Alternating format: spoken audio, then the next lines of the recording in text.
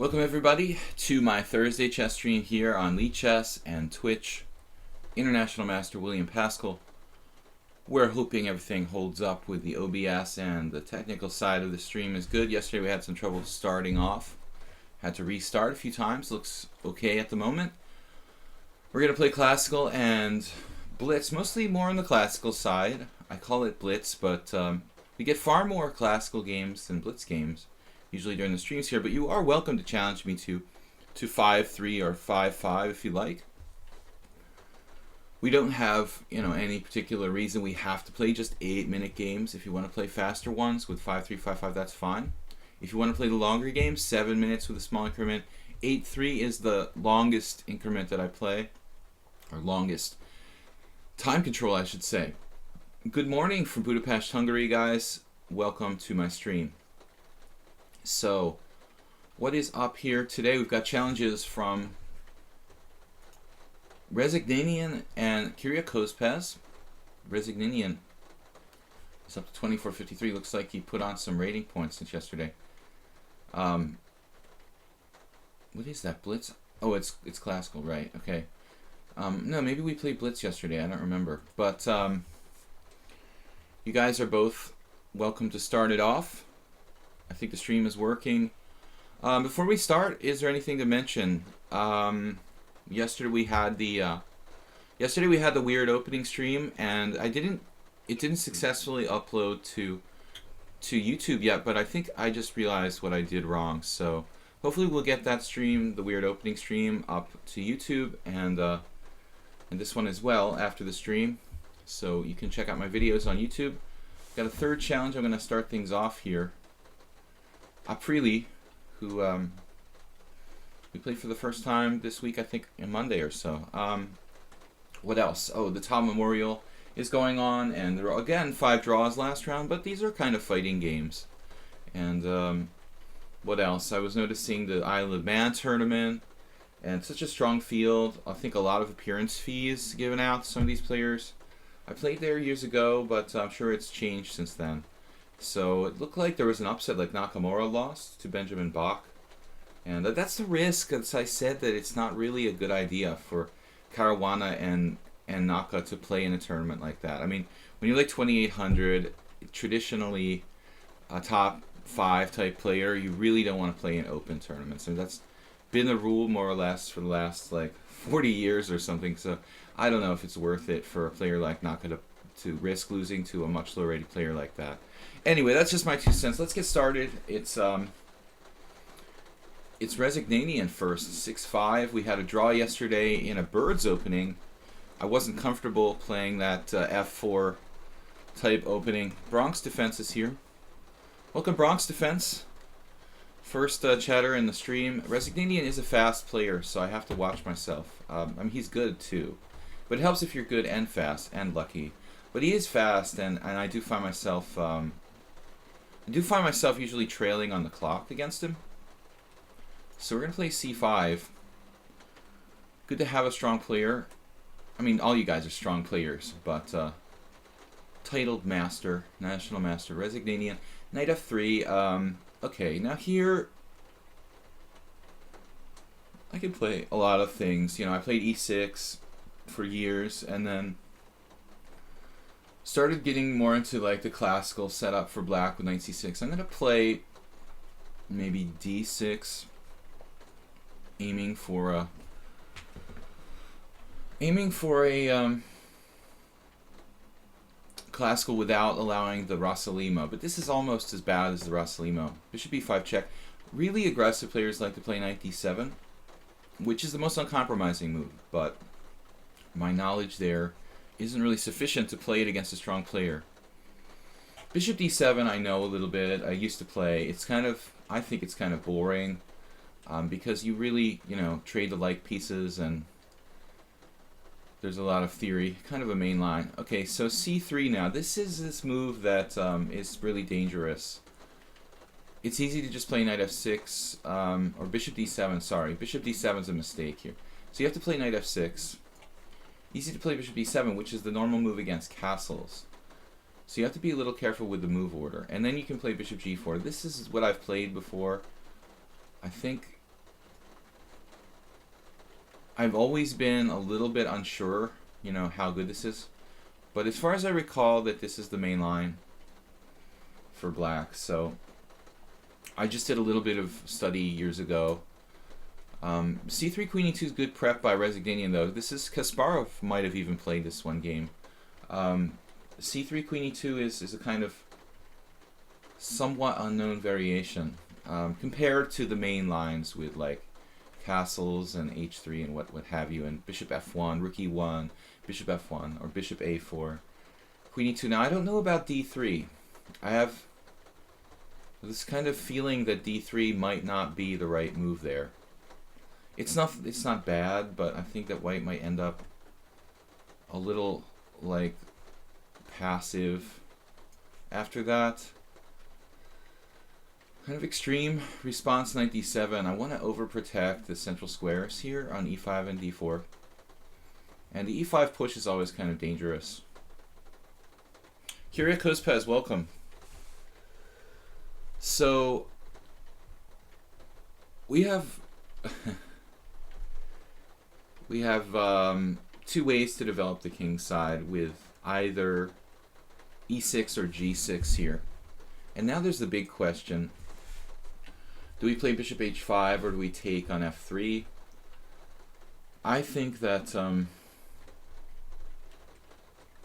mostly I prefer taking on F3 because it's simpler, and that's mostly what I've done more than other things. Opting for G6 gives me a safe king side. The fianchetto structure is very solid for black. So more or less the position should be roughly equal. White has the bishop pair, but the bishop outside the pawn chain, not that easy to use it. He'll usually have to exchange on C6. If not, it's hard for him to really fight for the dark squares in the center. Silly turtle. Silly turtle with the cool icon there.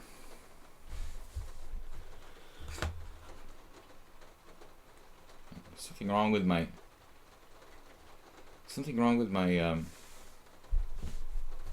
my Twitch page. I can't see what it says when I click on your icon, silly turtle.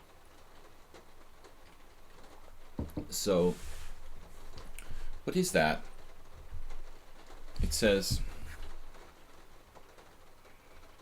twitch.amazon.com. I guess that's just the link.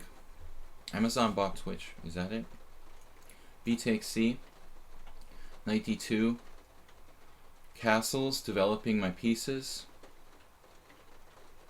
This looks pretty tight for black. And when I say tight, I mean it's like compact and very solid. Resigdanian playing a very positional sort of game. And I'm not really sure what my plan is here. I have some ideas though.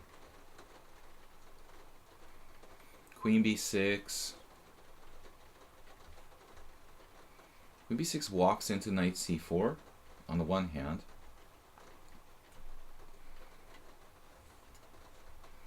But that's okay. We can always dislodge the knight from C4.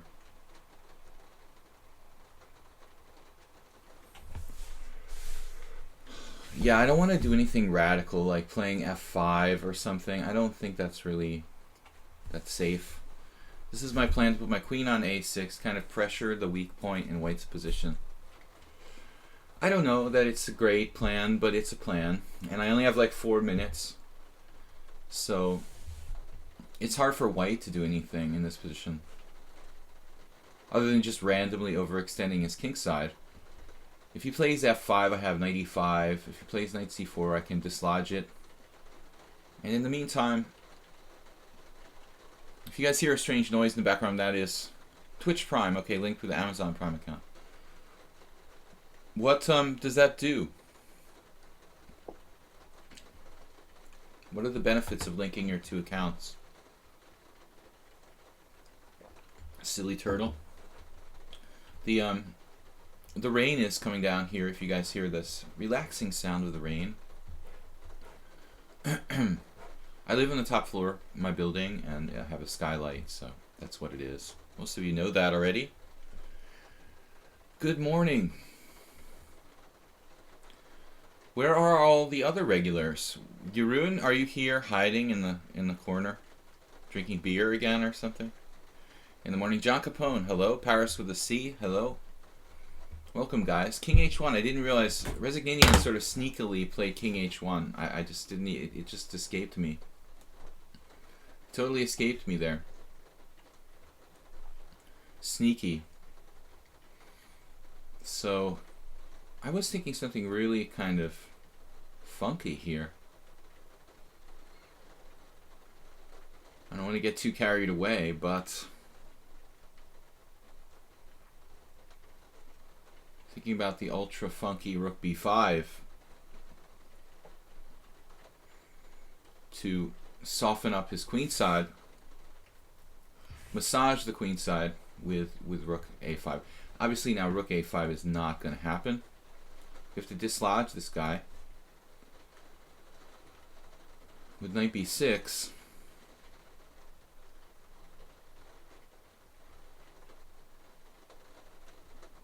Very powerful knight. D5 looks kind of weakening. I didn't want to go that direction. So this is the plan. Resignanian is not in any immediate danger, but we seem to have, as I said, really compact kind of position. Alright, well, what happens if we go Knight A4 here with some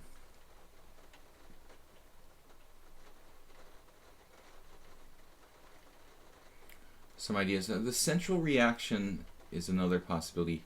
We need to seriously consider D5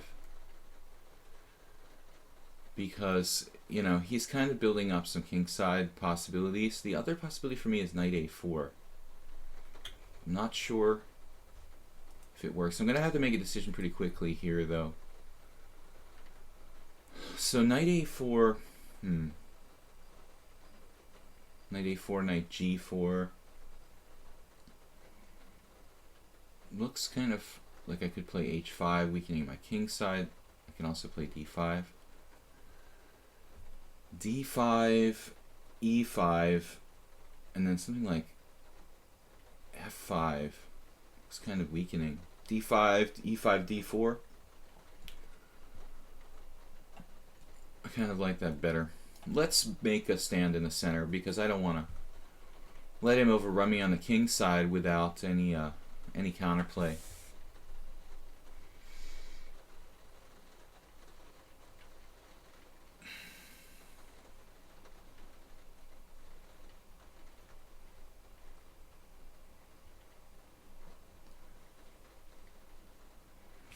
He's tied down to D3.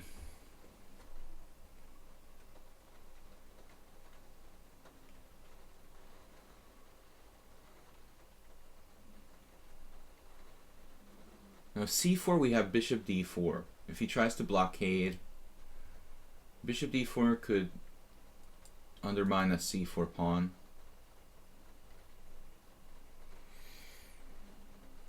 Yes, Sonochi is hiding in the corner drinking beer again. I thought so.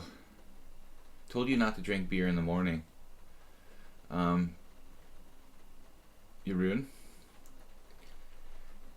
What's up, man? No brushing your teeth.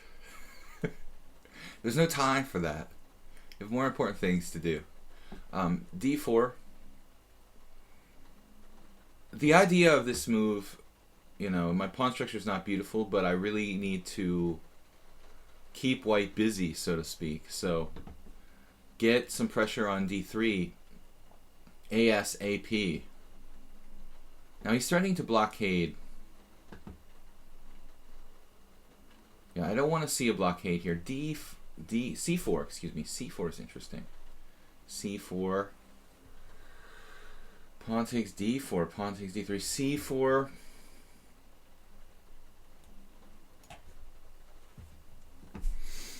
Breaking through.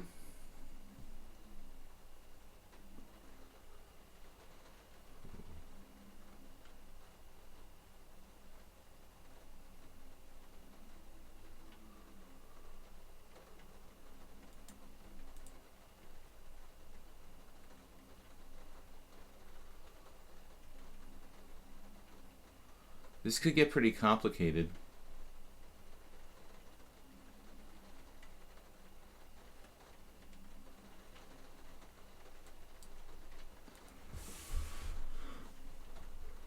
Yeah, I think I made a mistake there. Luckily he didn't take, but he could have taken on d4. No, taken on c4. This, I thought, is... I thought this was okay for me. I mean, I could be wrong, but... Seems like we should have some play. Knight c4. Doesn't look good. Knight d5, obviously. Much more natural move. But I feel a little bit lucky that he didn't find that capture. He had a stronger move there. Now f5 is interesting. Looks...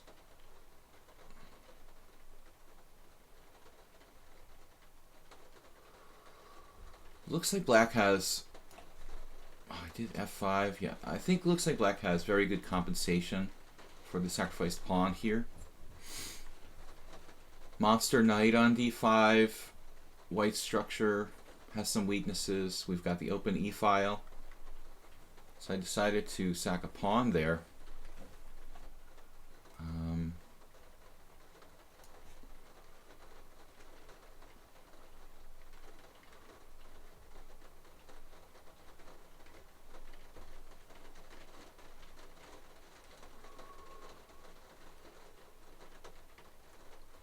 Complicated, but we're very active. Now he didn't take...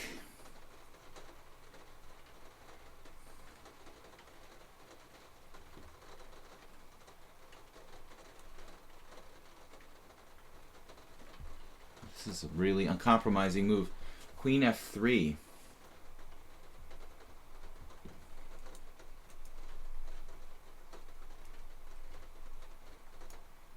Man.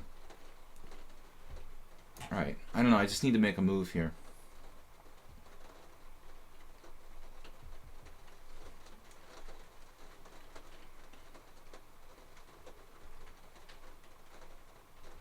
Wow, knight h6 check.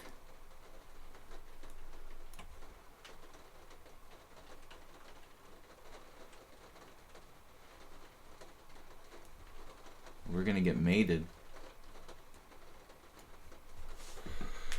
Alright, hopefully we're not.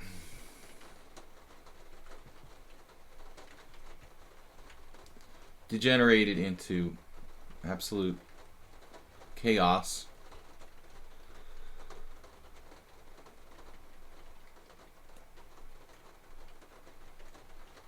Rook takes b2. He's got queen d7.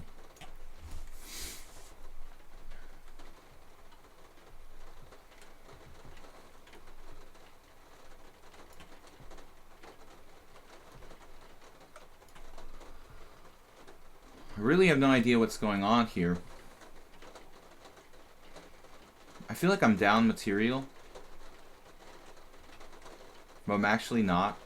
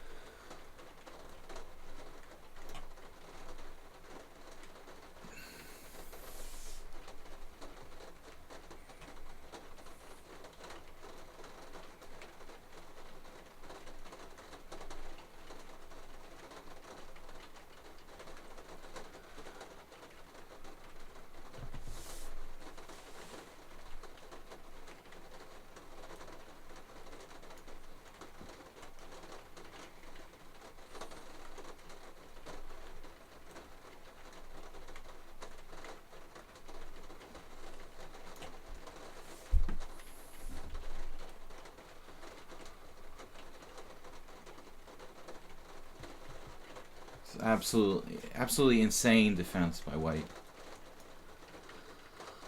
I don't know.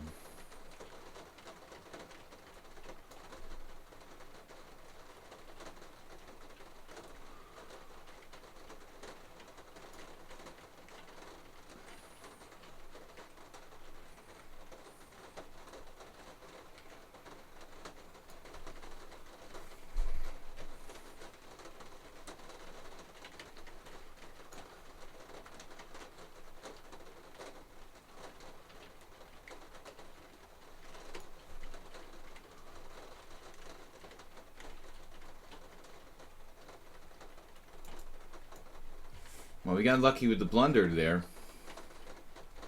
Alright, very, very cool, tense game. Thank you, Resignanian, for a very, very tense and somewhat unpleasant struggle. We were lucky. Alright, Kyrgios Pez's game 2. That was definitely hairy. Maybe he's even better somewhere at the end with the king popping out to h4 if I can't mate him. Possible white's just better. Drinking beer? Haha, I wish. Yeah. Alright, French defense.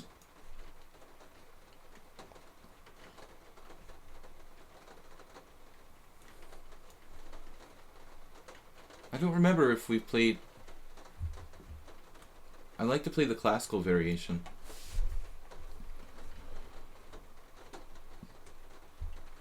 Silly Turtle doesn't know what it does, but he has linked his Amazon and Twitch accounts.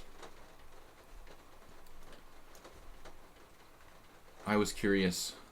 Now, immediate c takes d4. You don't see this very often.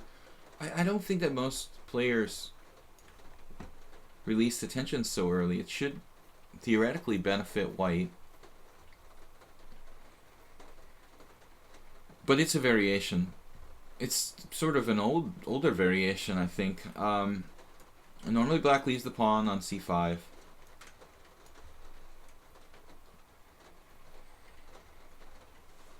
So now I can castle queenside. I mean, there are modern lines where black plays without exchanging, and sometimes the pawns are kind of scary. So in those lines, I'm a little bit reticent to castle queenside. Yesterday, I had a really ridiculous loss against the Varusian Akobian in a 15-minute game on ICC, where I never play over there, but just randomly I decided to play a game, and I happened to get Varusian Akobian, and I was just like clearly better after the opening. It was one of these one of these classical Frenches, but Varusian played the opening correctly. He played like a6, you know, c5, b5. He didn't exchange on d4, and I still got an advantage, but later on in the queen ending I lost.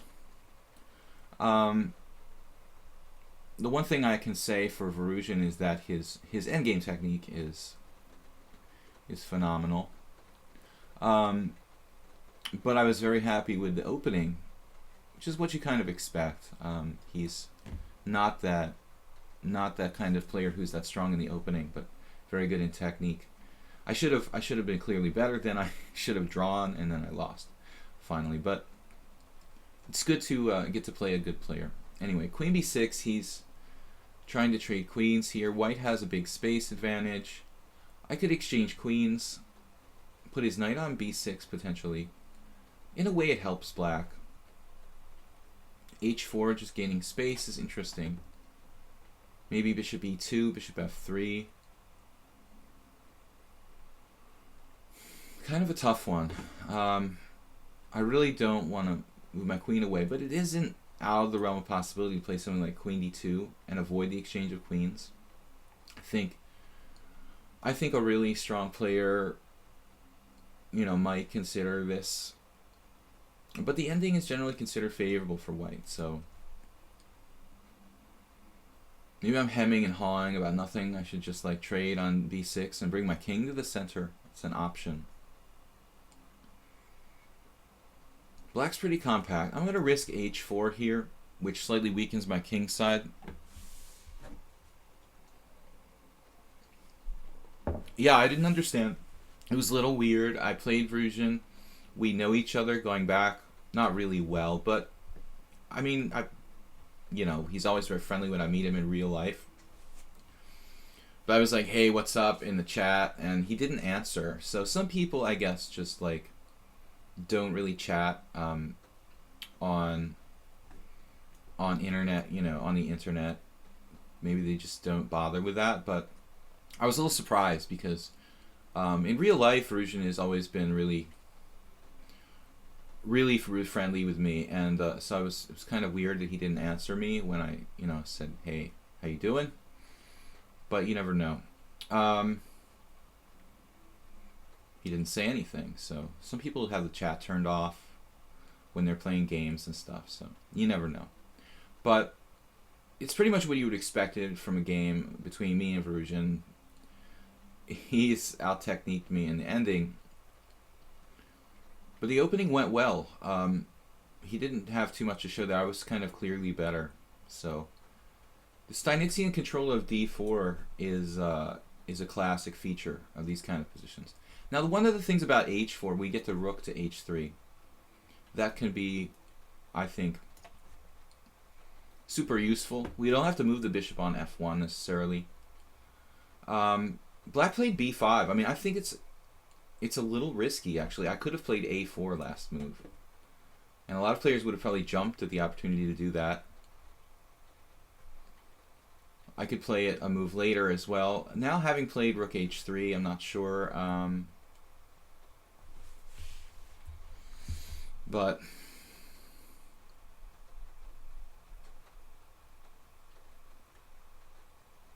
we haven't had that many games. We, like me, haven't had that many games. I haven't had that many games against the French in tournaments. I'm not a lifetime e4 player. I have a handful of games. But ironically, the games that I do have mostly been successful. I only recall losing once with the white side of French in a very, very wild game with Ildar Ibragimov in a winnower, where I pretty much threw everything at him but the kitchen sink. I wasn't playing for a draw. I was trying to kill my friend Ildar, but he's really kind of similar to Verusian, very strong, solid, positional player in that sense. So Ibragimov is a little more universal. Knight b8, he's playing knight c6 now. Maybe we'll regroup. Since my rook is going to get hit anyway. So I think that's the only game I ever lost on the white side of the French. Out of maybe 10 tournament games, I lost once against Ibragimov, where I just went absolutely, crazy trying to checkmate him and chase his king across.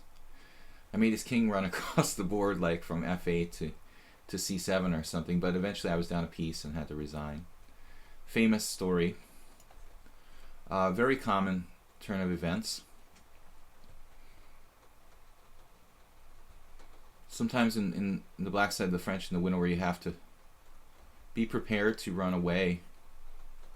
Once I saw a very sharp game between Boris Kryman and Gregory Kaidanov, where the same thing happened. White sacrificed pieces, and the black king just miraculously ran away the other side of the board. But for my lack of theoretical knowledge, I'm pretty comfortable against the French. I feel like the winnower is more combative than knight f6, though. The winnower is more complex, more imbalanced. White has to be a little better prepared, I think, against bishop b4.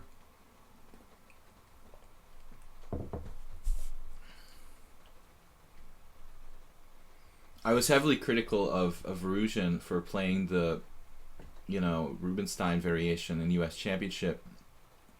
It seems like a very passive line to play. He lost against Wesley So really badly, and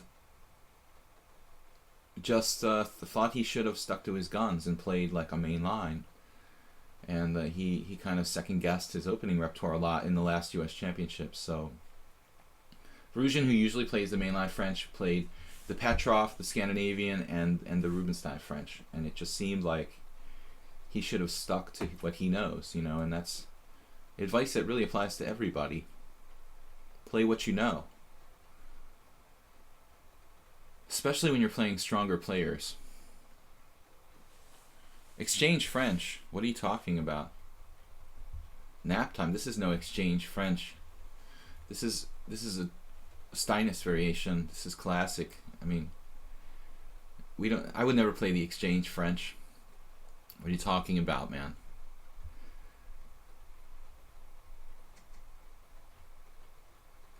I can't help it if black traded pieces on d4. It's a pretty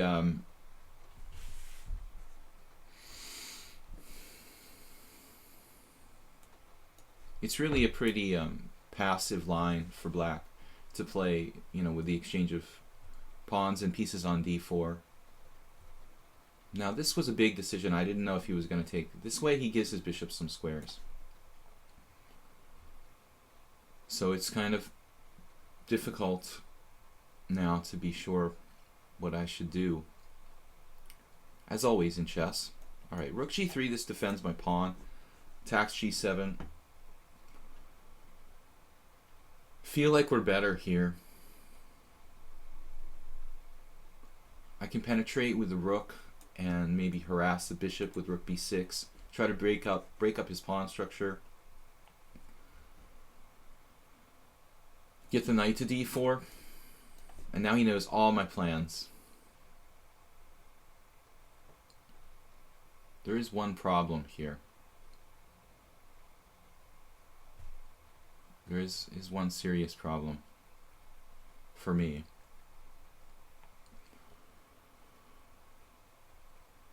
I wish my king was on like f2. Maybe we can get it over there. I don't know if I have enough time for that though.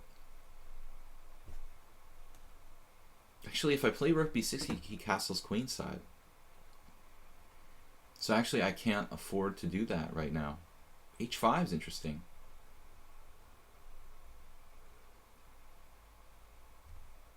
Rook b6 castles queenside.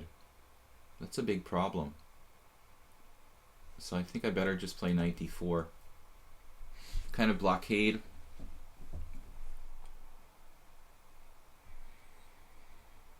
Blockade, maybe try to get my king to the center. I might play h5 at some point, because I'm not afraid of I'm not afraid so much of him taking on h5. But this didn't really work out as I planned, to be perfectly honest. I guess white is slightly better, but one thing I don't like is that my rook now is tied down to the g2 pawn. Not really happy about that. Here I have rook b6. Not sure that does anything. a4. a4 interesting as well. h5 again. Rook b6, he just defends with bishop d5. Bishop e4.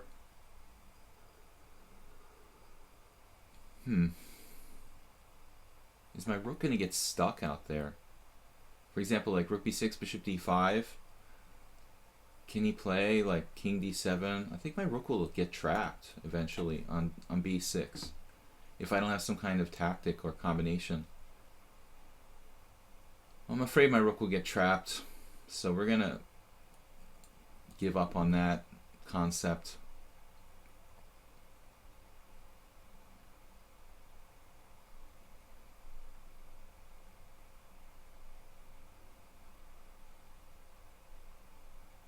Very, very technical position. Now, I don't want to say I'm better, but at the same time, I don't think I'm really worse. Yeah, this is what we expected, more or less.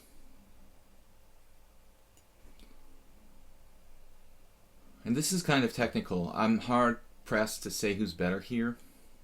Despite, if I wasn't tied down to the g2 pawn, I would say white is definitely better, but being tied down to that pawn creates some technical problems.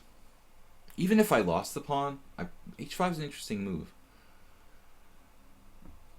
I want to say that even if I lost the pawn, you know, I'm not sure white's in that big trouble. I might have just a blockade draw kind of thing. It would be hard for black to win, even if I just give him this pawn. But hopefully that won't be necessary.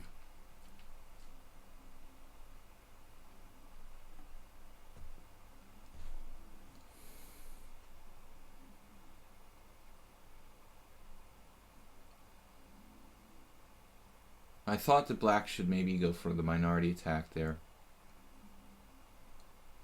Play king f2 now.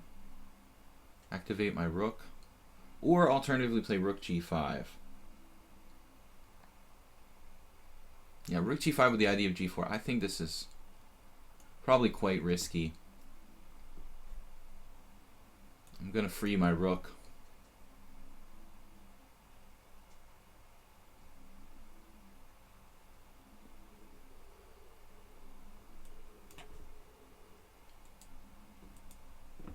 I guess black is a little bit better now. Though it seems like I have fortress. Kind of fortress-like position.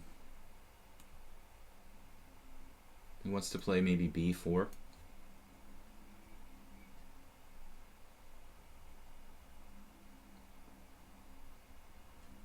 Not sure if black can make progress. Knight c2. For example.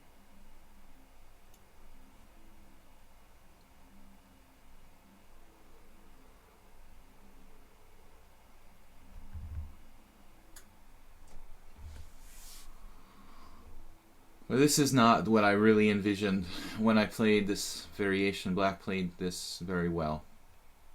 It looks like all I can do is sit here and sort of hold the fort.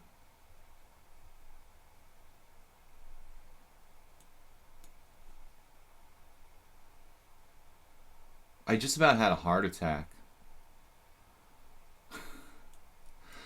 Wow, you just sacked the exchange there? Why did you do that? I thought I just blundered a tactic or something. So it's some position where I can't make progress? Well, I certainly have some chances. Kyrgios goes for the blockade draw, but I'm not sure it's that easy. You're slightly better there. So doing that wasn't a good idea. I might be able to win this with g4.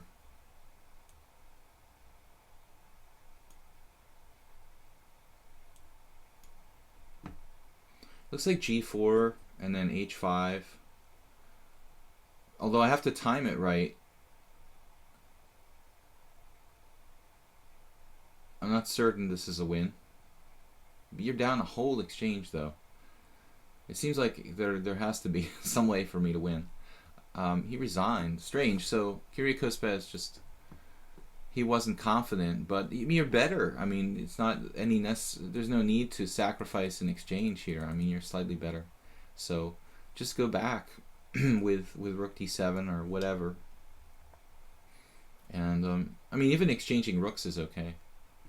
So I don't know, he kind of freaked out there. So I don't know, not really any advantage for white. I'm not happy with what happened there. What's up, guys? We're playing Aprile now. A player we played just once. It was a weird. What was that about? Oh, I allowed the terrible tactic. Right, I was up material, but allowed the devastating tactic. Aprile was white now. He's playing a different move. Last time he played e4. Now he's playing b4. So he's, as they say, he's what is it? He serves both ways. All right, so ambidextrous. Karpov and the ping pong. No, I don't know. Did Karpov play ping pong? All right, so d4, knight f6. Kasparov said that Karpov served both ways. Kasparov serves both ways. Serves both ways too. And it's a useful thing to be able to do. Knight f3.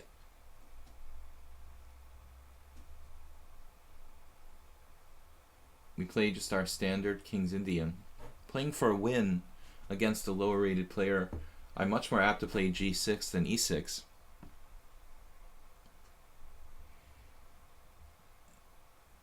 Yeah, no idea why Kyrgios decided to sack an exchange there. He's better. I mean, he's not probably winning, but he's on the better side of the draw, so he doesn't have to give up any material. Maybe he thought it was just a total blockade, and it would just be the easiest way to draw. So Aprili exchanges bishop on f6 and then plays knight c3. You see this from time to time. A weird kind of concept where white gives up the bishop. I think if you're going to play it, though, maybe you should play e4. But I don't agree with giving up the bishop for the knight on f6. I don't think that's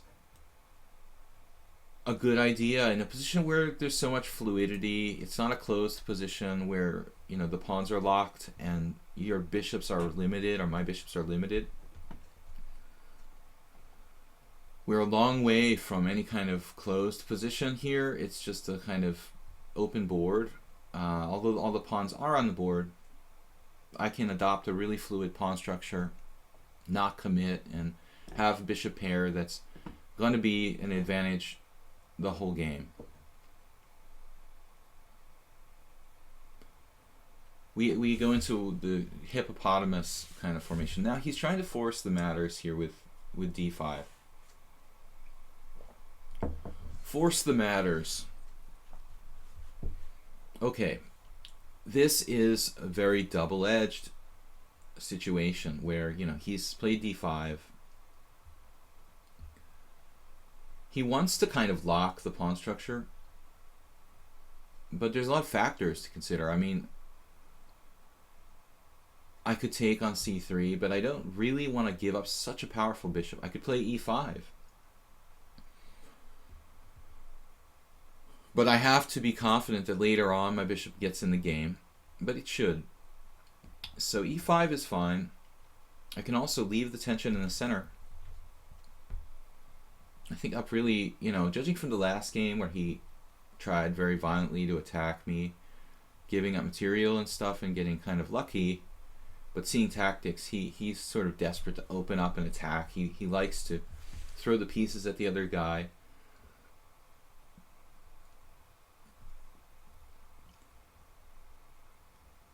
If I castle, I think we're going to see like h4, h5, and he starts to attack me. There's also knight to d4.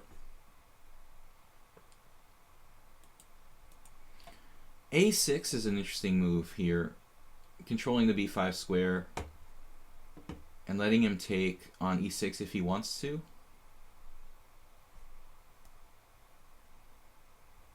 But I feel more secure with e5 somehow. I don't know. I'm a King's Indian player. It kills these pieces too, especially the bishop.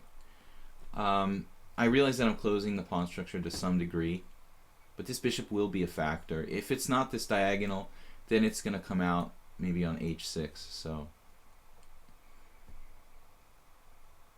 knight e4.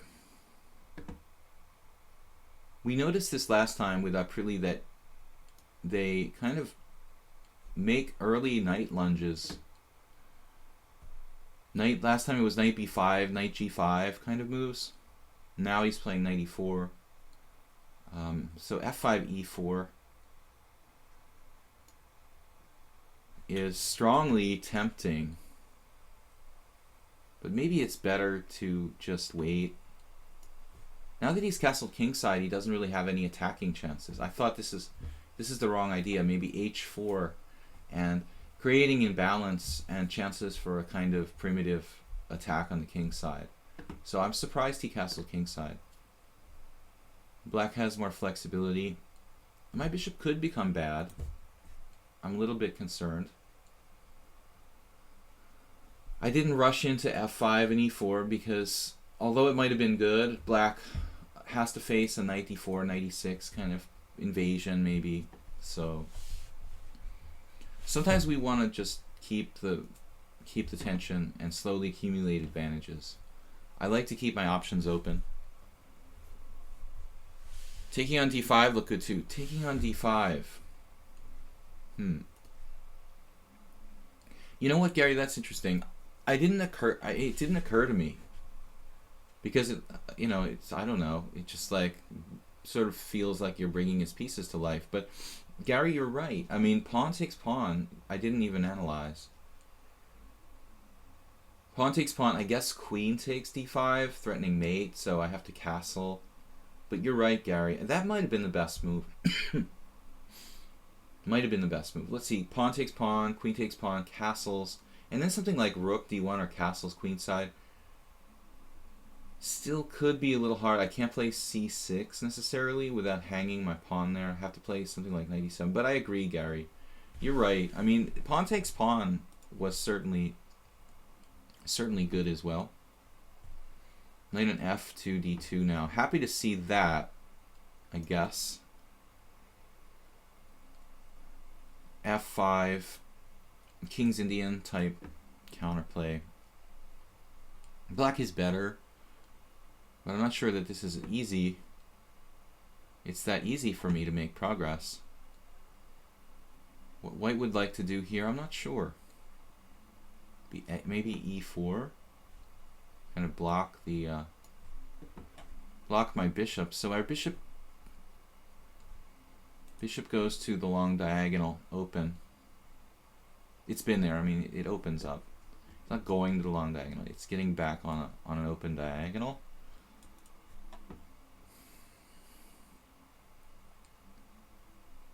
Aprilli is a new account. Yeah, another new account. 100 games though. That should kind of be I think the minimum games we want to see from anonymous players before we have kind of feeling like, okay, they're real. Look at this, very combative and fast. Wow, rook takes f3. I did not expect that. Rook takes f3. I thought knight takes f3, and you have the ability to play knight d4. And that's still possible, but now you have to navigate this knight e5 move. Yeah, this is very primitive. He's trying to attack me with the rook in front. Looks dangerous for white.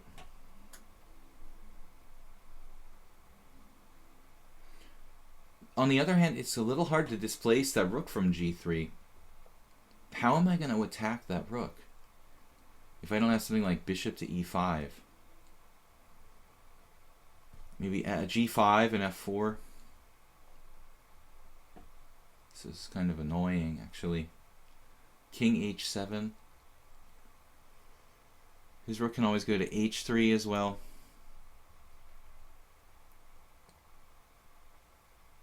Aprilli has more time than me. White's pawn structure is pretty bad. Weak pawn here, weak pawn here, weak pawn here. Black has the bishop pair, but he's constantly attacking with the pieces. Last time it was knights to g5 and b5. Now it's rook g3. So he has a good feel for the pieces. Here he finally blundered.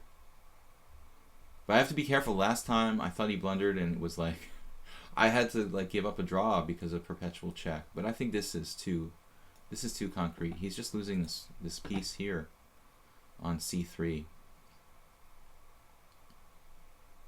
So Aprilli, you have good attacking feel with the pieces, but need to I'm just gonna come back. Secure the king side. You need to get a little more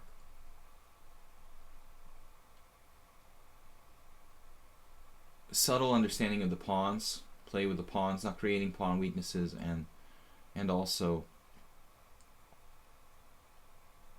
the importance of the bishop. My bishop, giving up your bishop on f6 is a very, very important long-term kind of concession. Only in a closed position is it okay to do that. And this was not a closed position.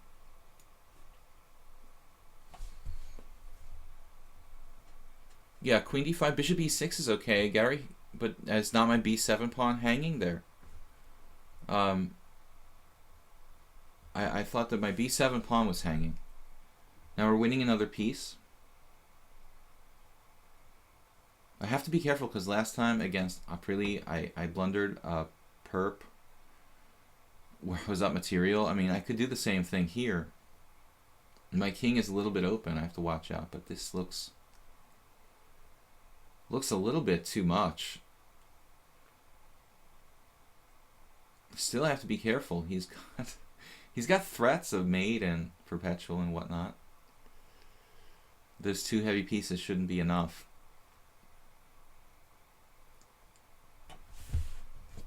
But I don't understand. Yeah, maybe castle is better. I don't think I can drop my b7 pawn. But I really like your idea of playing. I really like your idea of playing takes on d5. And it's interesting, why didn't I even think of that, you know? I think it's some kind of sort of psychological phenomenon. He puts the pawn on d5. It's like in my face, like daring me to take it, you know? So your instinct is to not do what the other guy seems to want you to do. You know, he puts the pawn on d5, and I just didn't even consider the obvious, you know, taking on d5.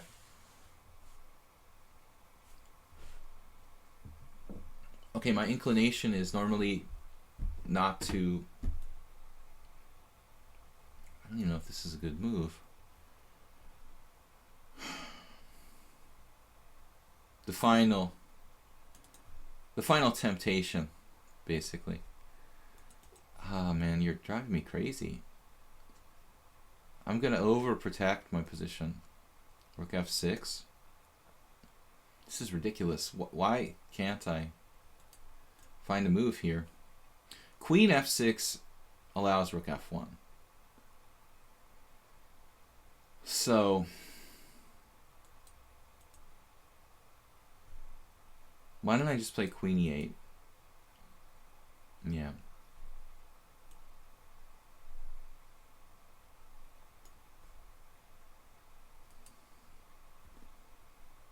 Hitting this, threatening to trade queens, and I've got king h7 in the event of rook g6. But Aprili, a tricky and dangerous opponent. I mean, last time he swindled me with that beautiful trick.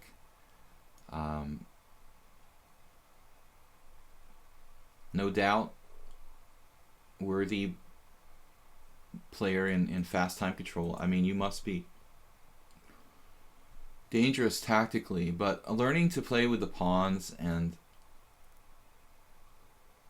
more than just kind of fundamental tactics need to work on here. And he's not budging though.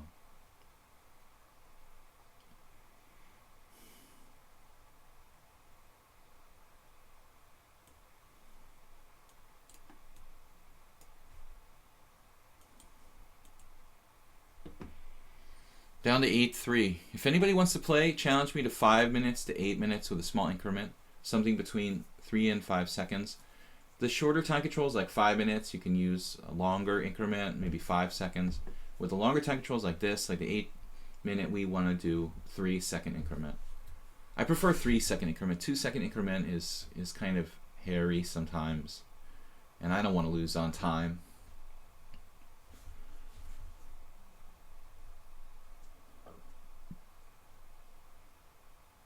Sometimes it's hard to play when you're up material because you have more choices than usual. You can almost force a trade of queens here. Trade of queens. Let's just develop the rest of my pieces. I don't get that much time lately to play off stream. I was playing a few games yesterday, and if you guys see me online, we had a few players from the stream play some casual games, and that's something I'm willing to do.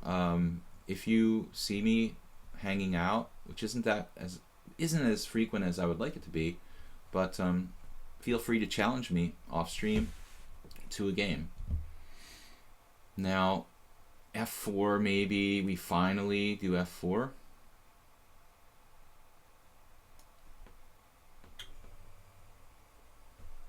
These guys look good. All the black pieces functioning. I'd really like to see you play, you know, when you're not down a few pieces. You'd be kind of scary because you're scary enough when you're up or when you're down 2 pieces. Constantly kind of creating some sort of hidden threat, not giving up. I appreciate that.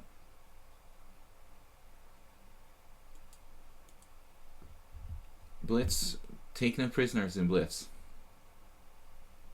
But we are 2 pieces up here. I'm not going to allow another trick like last time. We see my last game with Aprili had the perp. He was down a piece but had a perp on my king. And now king h7, the merciless, trapping his rook. Now you're really not going to have enough pieces left after this one. You're going to be down 3 pieces now. I'm not going to let you get away. Down 3 pieces.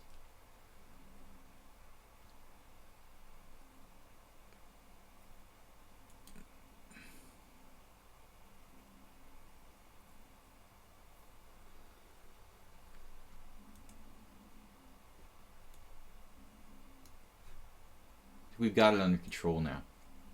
The danger has passed. Yes, we're up a significant amount of material. But, I mean, after last time, I mean, no wonder he doesn't resign. I was just up a piece, or heavy material, several pawns last time, and I blundered. So I wouldn't resign against me either. Drummer O, or Drummer 0, from Poland, 2,000. How many games we have here? 500 established rating, 33 for classical. We've never played. Drummer's talked in the stream, but he's never actually challenged me. Good luck, man. I'm trying to learn to play the Caro-Kann, but I got knight f3. I had a game off stream yesterday, I think, in this.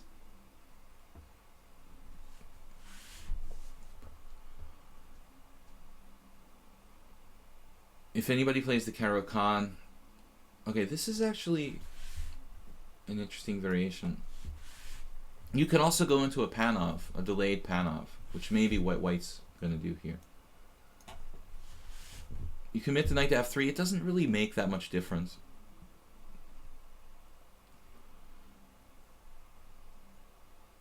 You can play c4, or I would play c4, but I guess you can play bishop d3. It's not the most favorable move order for this Fischer system or exchange variation. But I really want to get more games in the main line of the Caro-Kann because I don't have a lot of experience with bishop f5. I studied it, you know, e4, c6, and the main line with d4, d5, knight d2 or c3, and takes on e4, knight takes e4, bishop f5. I studied it a lot when I was a kid, and for some reason I wanted to just be different. I didn't want to play the main line. I've been like that a lot my whole life. I want to be a kind of rebel and not play like the main variation. So I ended up deciding not to really play bishop f5 in the mainline Caro-Kann. There is a lot of theory. I mean, it goes back like 50 years worth of theory in the bishop f5 Caro-Kann. I studied a book on it, an old book, maybe Spielman. It was a little daunting, actually. There's so much theory on those old lines. Now, it's similar to the normal Fischer line, except white has a knight on f3 and there's no bishop on d3. A bishop on d3 without the knight on f3, I would play bishop g4. White would play queen b3. It's well known. But this is different. White's knight is on f3. So, one default setup black could always play would be like a fianchetto, or fianchetto if you like, with g6. Fianchetto. The question is bishop g4. queen b3. Maybe I play like Petrosian with knight a5 there. Bishop e5 check, bishop d7. But this seems like a better version of that line. White is saving a tempo by playing bishop to f1, from f1 to b5 with check. So I don't like this Petrosian idea here. It's a little like a Slav exchange. Bishop g4, queen b3. It's a problem because bishop takes f3, queen takes b7. Bishop g4, queen b3, queen b6 you could play. I don't really like it. So I probably have to play something like bishop g4, queen b3, queen c8. I'm not really crazy about that either.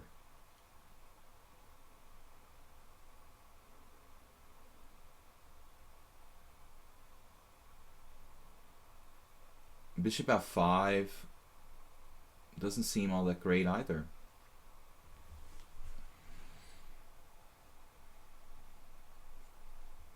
This is a little disturbing. I don't know what to do here. Again, bishop g4, queen b3. As I said, g6 is default move. a6 or even e6 are passive. Looking for help, guys. Now that I installed MoveBot, we can take polls. I should do like a move poll here. We can do move polls later on, but I haven't figured out how to use it yet. Alright, that's not fair. Let's try to think about this. Bishop g4.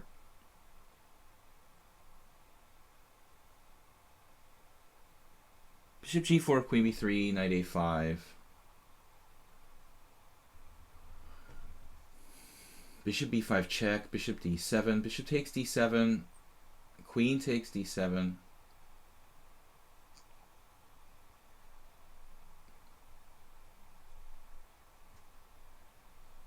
I said it didn't make sense.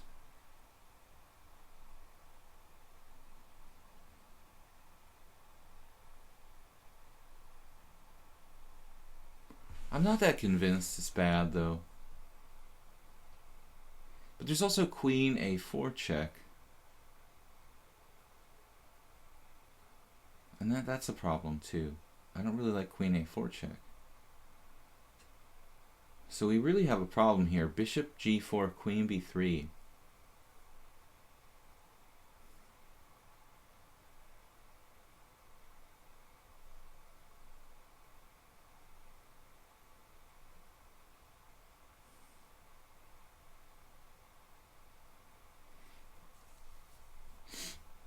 It's very awkward, wasting all my time.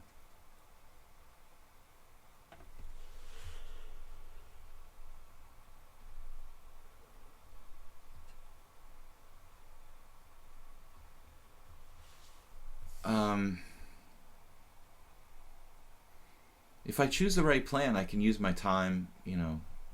I don't mind spending a lot of time on one move. Maybe the answer here has been evading me.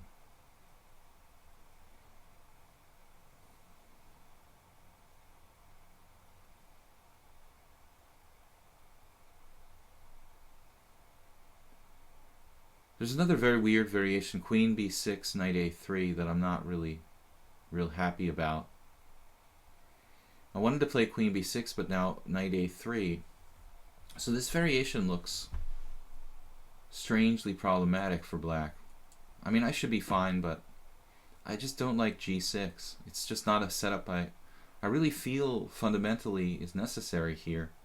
I feel like I'm just not seeing the right plan, and it's kind of pissing me off. You know, there should be a good line for black after bishop f5 or bishop g4, bishop g4, bishop f5, bishop g4, queen b3.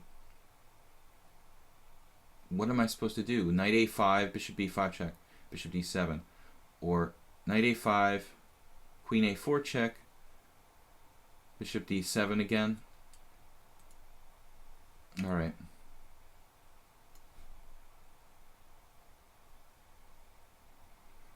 And I wasted 5 minutes. But I'm trying to make this work. But I have 3-second increments.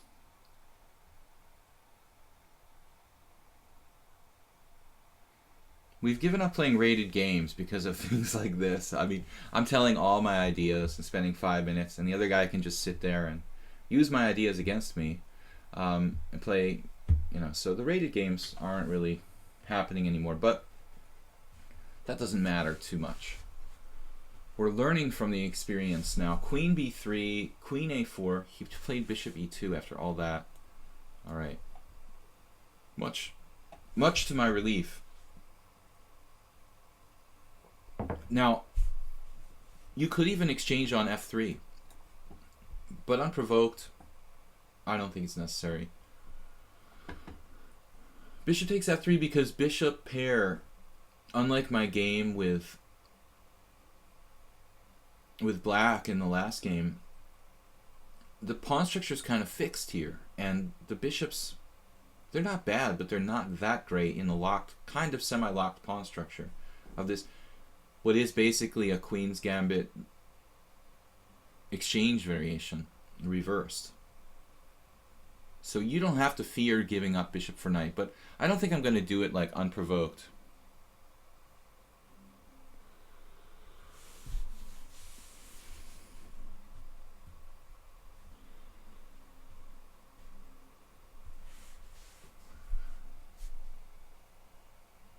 We have 2 moves.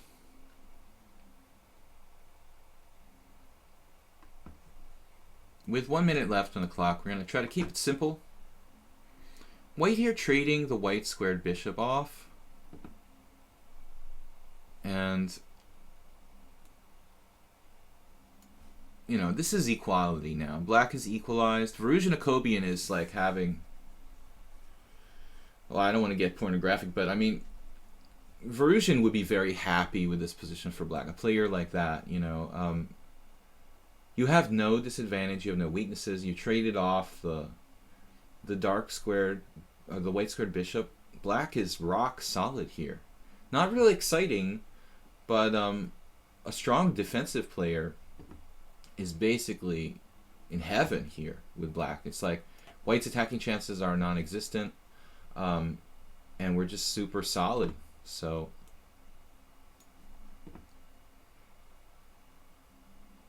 for me, I like a little more dynamism in the game. So I'm not real enthused with this, but what can I do? You know, when you play the Caro-Kann, unfortunately, this variation with this exchange, it's the same thing as I said. It's the exchange variation against the Queen's Gambit. It's like playing black in the exchange Queen's Gambit. It's a thing you have to live with, and it's not really fun. But you have the, at least, you know, satisfaction of knowing that it's very hard to lose with black in this kind of position. I don't know where Spinal Tap Chess is. Haven't seen him in a while. Really appreciate it if you guys wouldn't argue in the channel. I'm going to start handing out timeouts. For arguing in the channel,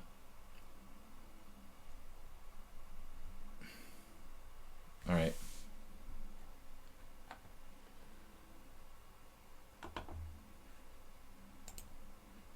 All right, timeout for arguing in the channel.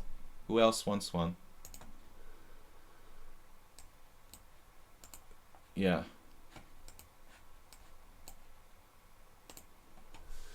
Arguing and spamming in the channel with constant comments. Nothing personal, I'm gonna have to time you out. It's very childish, and I have better things to do with my time. We got the minority attack here.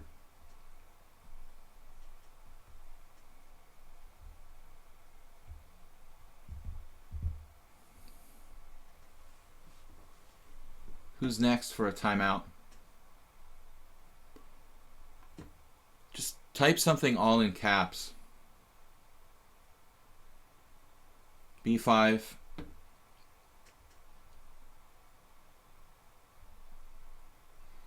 Not an exciting variation, I know. But that's life, when you're black especially. Verusian would be excited about it. I'm not so excited about it. It's kind of boring, and I like endgames, but I'm not playing for endgames.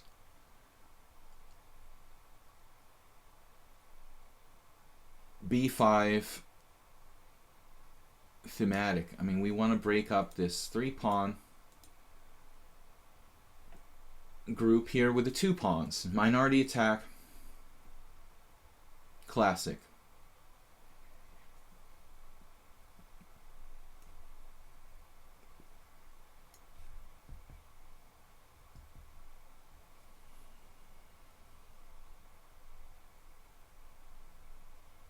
I think with the queen, I'm on his king a little bit on that diagonal. In some variations tactically, I'm supporting the queen side and maybe getting my other rook in the game with rook f(c8).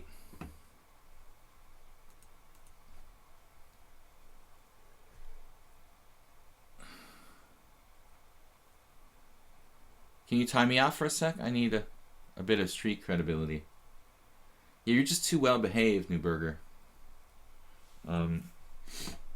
Yeah, I think you obviously graduated from kindergarten with flying colors.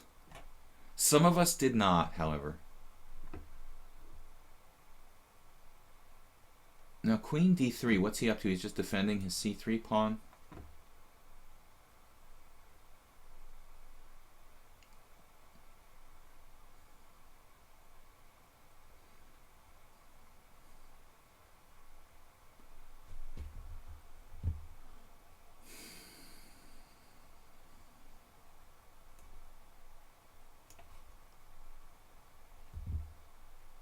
I also had bishop a3 sometimes, but I don't want to let him wreck my king side necessarily. Not sure it would be devastating to allow bishop takes f6, g takes f6. In many positions it's not, but it's not a risk I really want to take. And now we have this weird situation. Okay, I didn't think he would do this.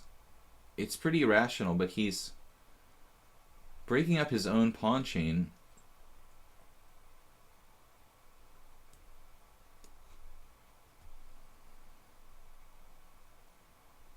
But his knight or whatever could get very active on c4, so I have to be careful about knight forks.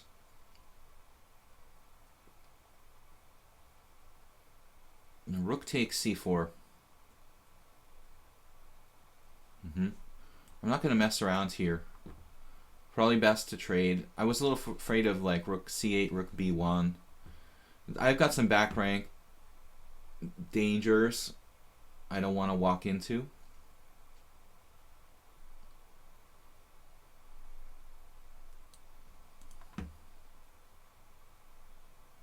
I think we can learn a lot from the kind of minimalist. I keep joking about Verusian because I played him yesterday, as I said, on ICC. But the Verusian, the minimalist approach, you know, there's something to be said for it. Got to be very compact here. White's pieces are active.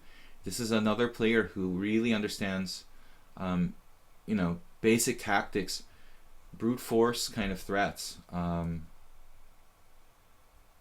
He's threatening to get on the 7th rank here. And knight b6, so look how aggressive he can play. These pieces, he understands active pieces.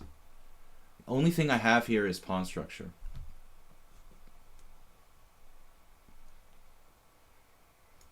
We can afford f6. f6 is a luxury we can afford. One weakness on e6, but these pawns control a lot of squares. I played a lot of Caro-Kanns. This kind of move is sort of standard. Any kind of IQP position. Get out of my face.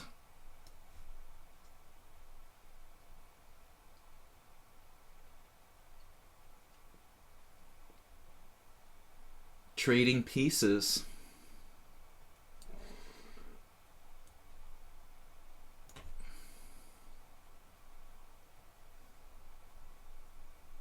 might be able to win a pawn here. Thinking big. Yeah, he blundered. Finally. Rook e1 was forced when I win the pawn on d4. White has fought bravely. I don't know. It's structure versus a little bit of dynamic piece activity, and I think black might have been better. But you never know. I mean, if you land one decisive punch, then black is lost. And I can't calculate everything. What does it mean to play positional chess? Yeah, I mean, I think that it's... These terms, positional and tactical, are overused. But you have to admit, I mean, there are differences in player styles. There are some players who just play for tactics, and there are other players who are thinking almost purely strategically and not tactically at all. So you can clarify and isolate certain players, another French defense, into certain categories. But most people, of course, fall into a category in the middle somewhere. Knight e7. Positional is another word for like strategic, in my opinion. Knight e7, strange move. Late to the party again, online wiki. Yeah, I don't really get this move.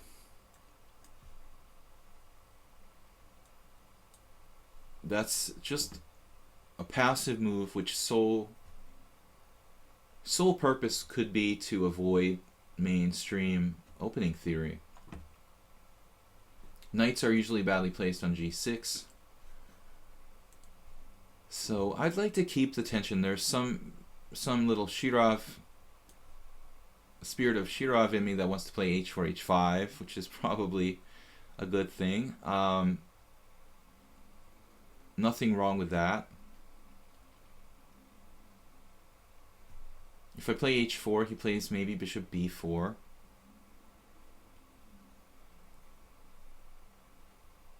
Keeping the tension with bishop d3 is okay. Kind of a quiet plan, like bishop d3 castles kingside. Seems okay, but h4... Does black play h5? And if so, let's go for it. We're going to try to play sharply here. Much less likely we'll opt for a quiet castle kingside. I'm really trying to punish black. But this is a common idea. I was thinking about the Weird Wednesday stream yesterday. I played a 2 knights tango, and black didn't face anything critical. But in the 2 knights tango, I was thinking about this yesterday. I did lose once playing that against Erdos Victor in a rapid tournament. And if you don't know the 2 knights tango, it's like d4, knight f6, c4, knight c6. My opponent played knight c3, and I played e5. And yesterday's opponent played a quiet move there, like knight f3. But the critical line is actually d5, knight e7. And then the knight has to go to g6. And Erdos Victor played the sharpest line against me, which is something like after knight e7, very early h4. When the knight goes to g6, you play h4. And black has some problems. So I didn't get to talk about that yesterday during my Weird Wednesday opening stream, but that seems like one of the most dangerous lines against the 2 knights tango. We didn't have time. I thought I'd bring it up now for those of you who were watching yesterday. Now c5, Azim Sutari, okay, you're trying to play actively now. The question is it too late? You know, I mean, have you wasted too much time here with knight g6? It feels like it's too late, you know, for black here. I have queen takes d4. Developing another piece. I think this wins material, simply. Queen takes d4.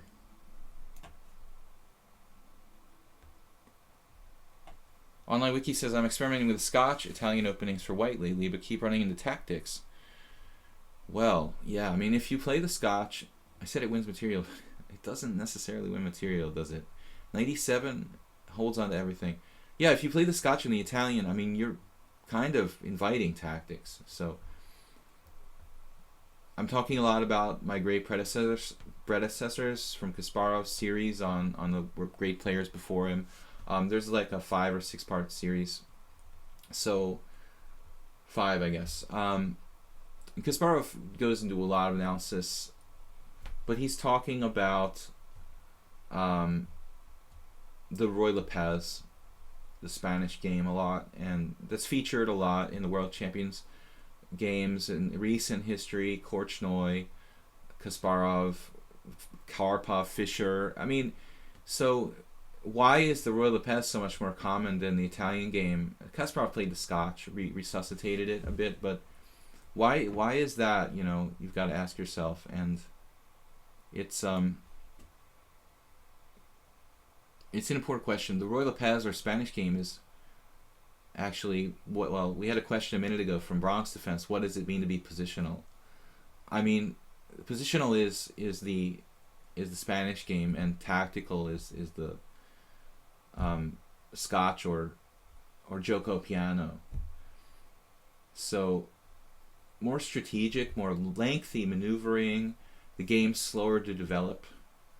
This is a more positional or strategic game in the Ruy Lopez. If you're playing these openings like the Scotch and the Joko piano, I mean, or Italian game, maybe, you know, you're not playing the right kind of game for your style. I mean, you should seriously consider playing the Lopez. And Kasparov and many top players like Karpov feel that it's just essential. It's just absolutely essential chess knowledge to understand how to play both sides of the Lopez. So it's like the most fundamental chess opening, in the opinion of not me, but world champion Kasparov and Karpov too. I really think that understanding the Spanish is critical. So look at Azim Lee Soitari. I mean, what a creative guy. Man, this is so bizarre. Where do you come up with this stuff? Seriously.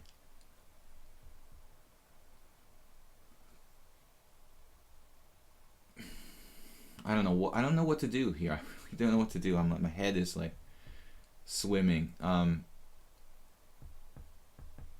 I don't have the first idea what to do here. This is horrible looking for black, but at the same time, I could see myself screwing this up because black hasn't capitulated like here yet. You know, he's not clearly lost. So I could overextend myself.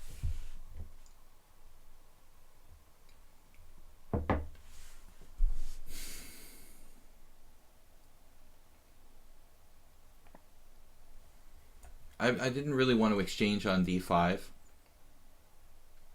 I don't understand why black doesn't use any time, though. And I've been asking this of many of my opponents lately. You guys that don't use any time, I don't really understand the point of challenging me to 8-3. If you want to play a fast game, then challenge me to 5-3. The 8-3, if you're not going to use your time, I don't see the point, really. We could play a 5-3.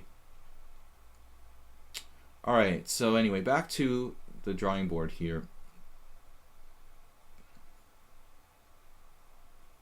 I don't really want to open black's pieces up, but I'm going to have to allow this.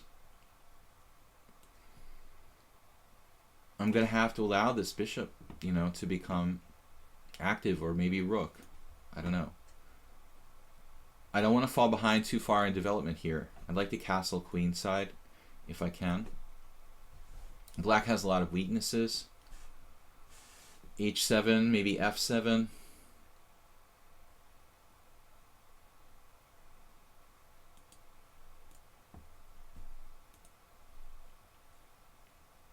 The question is where to go. Queen E3 loses a piece. So Queen D3.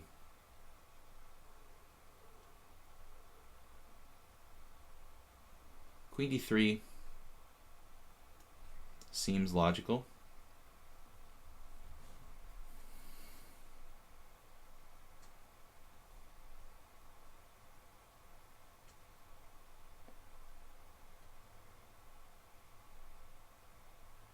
You like my first candidate move, bishop g5. There was some reason why I rejected bishop g5. Why is that? Because of pawn takes h6, but it's probably a stupid reason to reject it. Yeah. I think this was a stupid reason to reject it. I agree, bishop g5 would have been fine.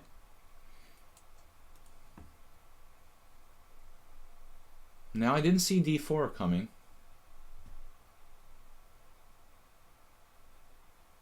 Knight b5.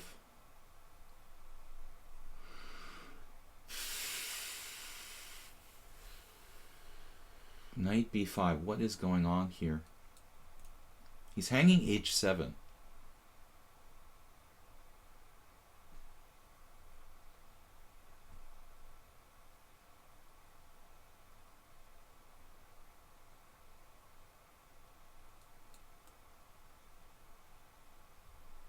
I don't know.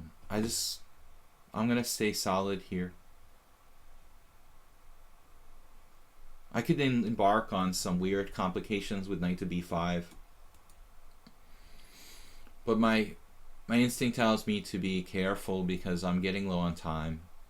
So let him worry about his static weakness on h7, and I'm going to play c3. I don't want to expect too much all the time from my position. I think that's possible to play a3 here as well.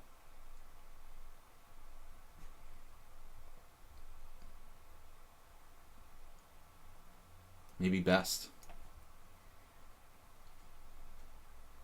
I'm not ruling out c3, but I don't want a knight coming to b4.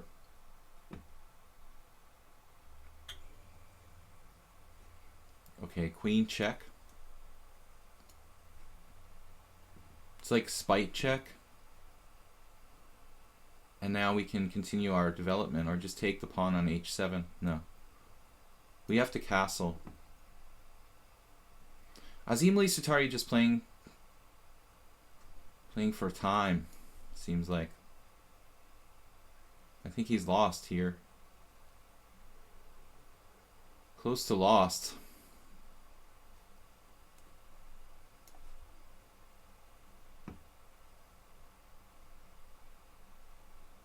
That's one pawn gone. And he's got a problem with f7. I mean, I don't see how he's going to castle queenside and just hang his f7 pawn in the future.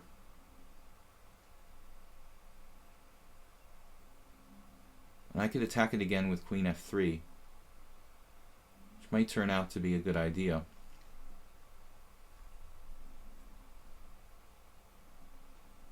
Bishop b5.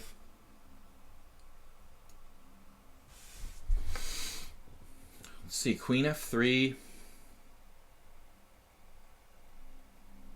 d3 doesn't work. Knight f4.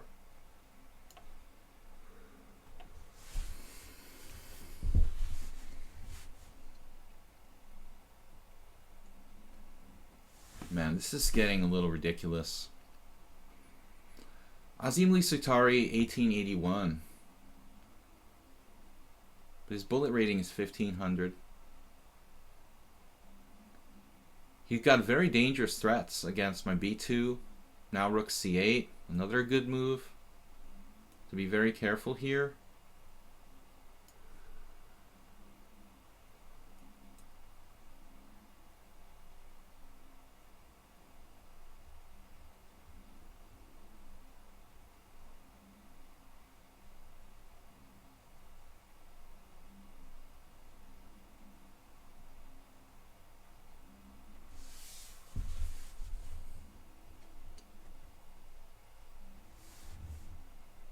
Very, very tense position.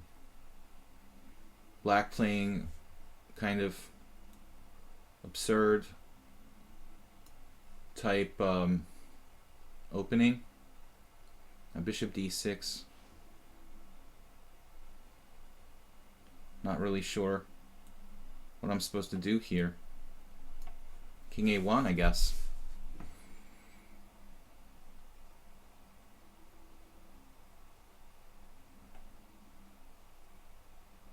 Just playing to win on time.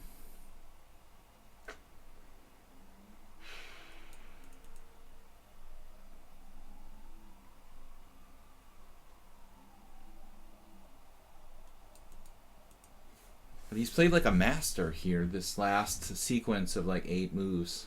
Every single piece is like perfectly placed for black.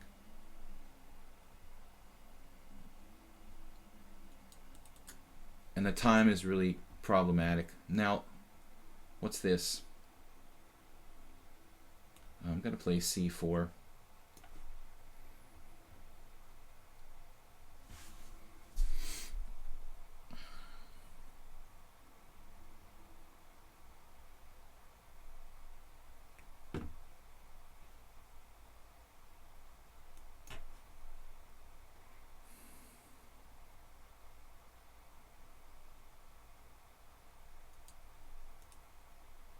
I'm probably just going to lose on time. This is an absolutely winning position for white.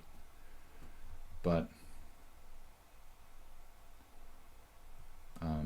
we're just losing on time, losing a position. I blundered a piece.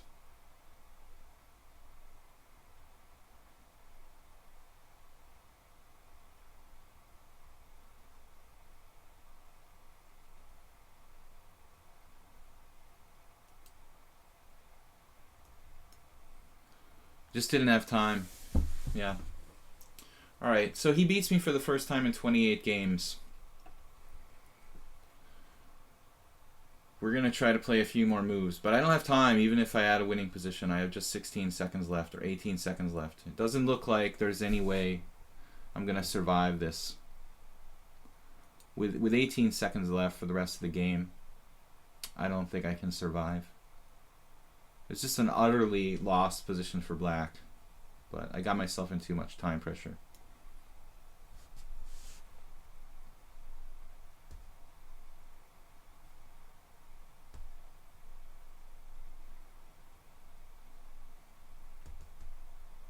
F4 is hanging, F7 is hanging. We have some tricks yet, but not enough time. Oh, the 3-second increment. I forgot I have a 3-second increment. Maybe I could still, with a 3-second increment, I'm thinking it's sudden death. Maybe I was playing in a tournament yesterday in 5-0, and I thought it was still without increment, but maybe there's still some hope here. We have this move, really nasty. Really nasty. Just winning everything.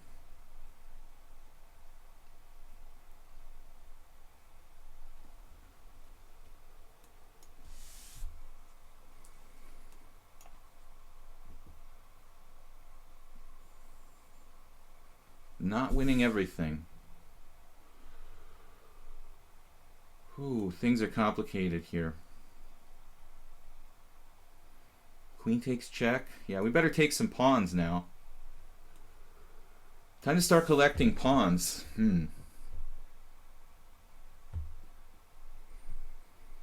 We have 5 pawns for a piece.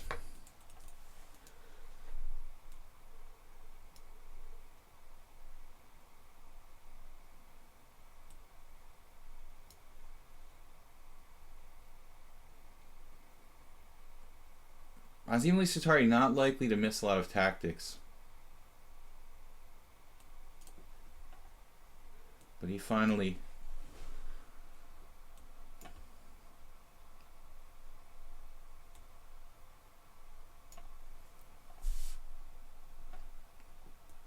Seems like he's out to win.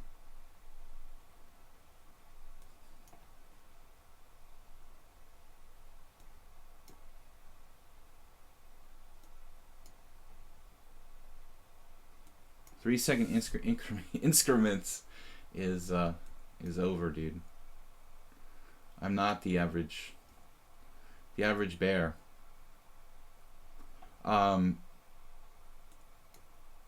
Man, I feel sick about this game, though. It was just horrible play by me to let it slip.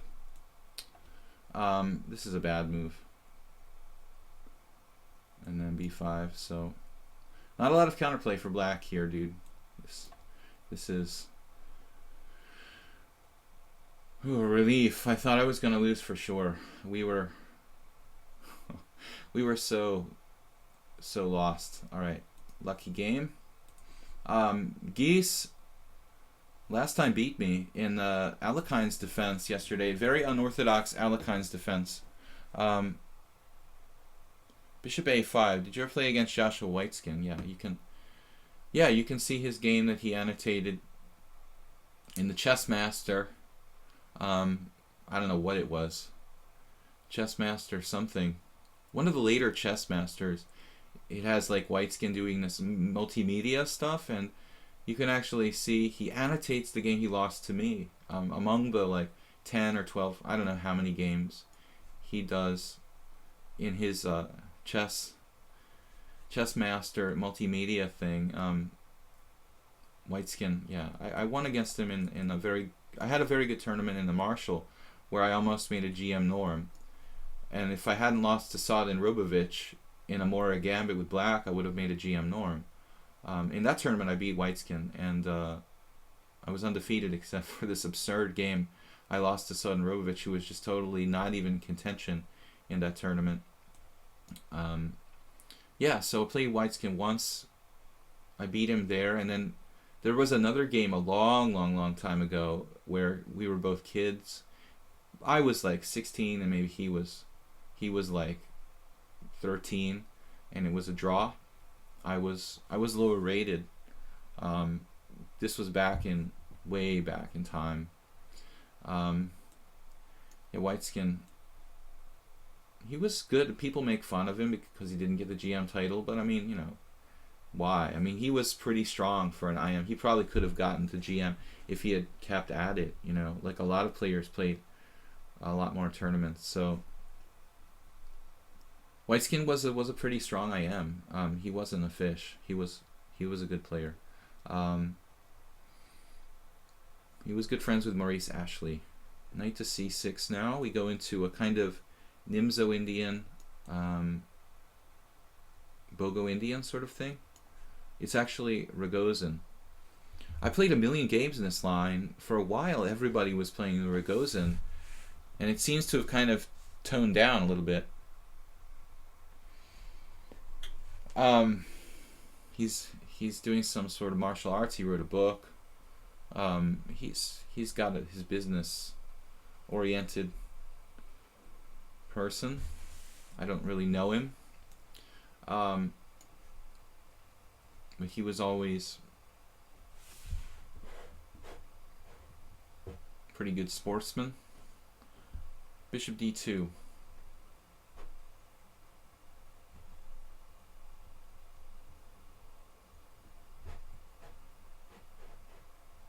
So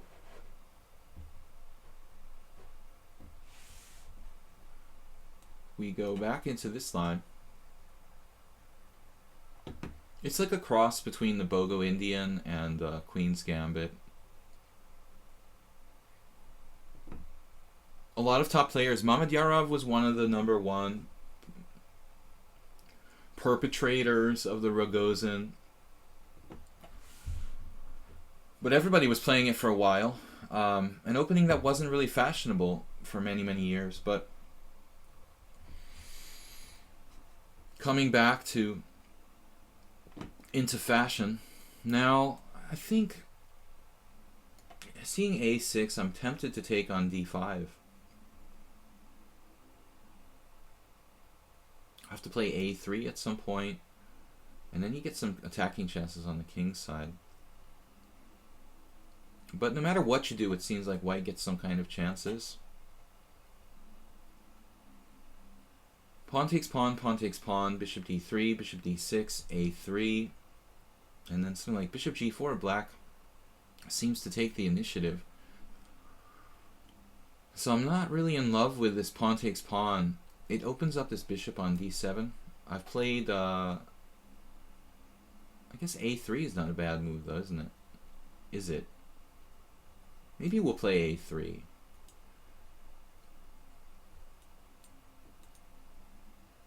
More of a Bogo Indian type of position.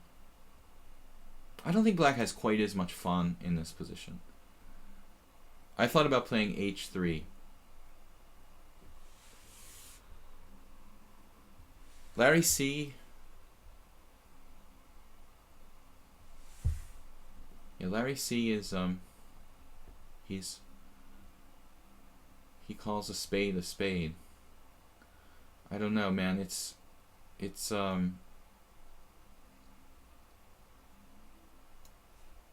not a bad opening, the Smith-Morra.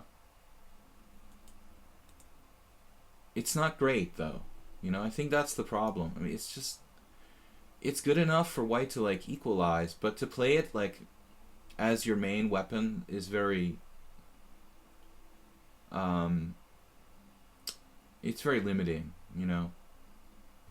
I think it's a good like surprise opening, but I wouldn't recommend playing it as your dedicated system against the Sicilian. It's just not that great. There are a lot of systems worked out for black where he can equalize. I think that white still can maintain equality. Yeah, Larry likes to make fun of things. He's very sarcastic, very kind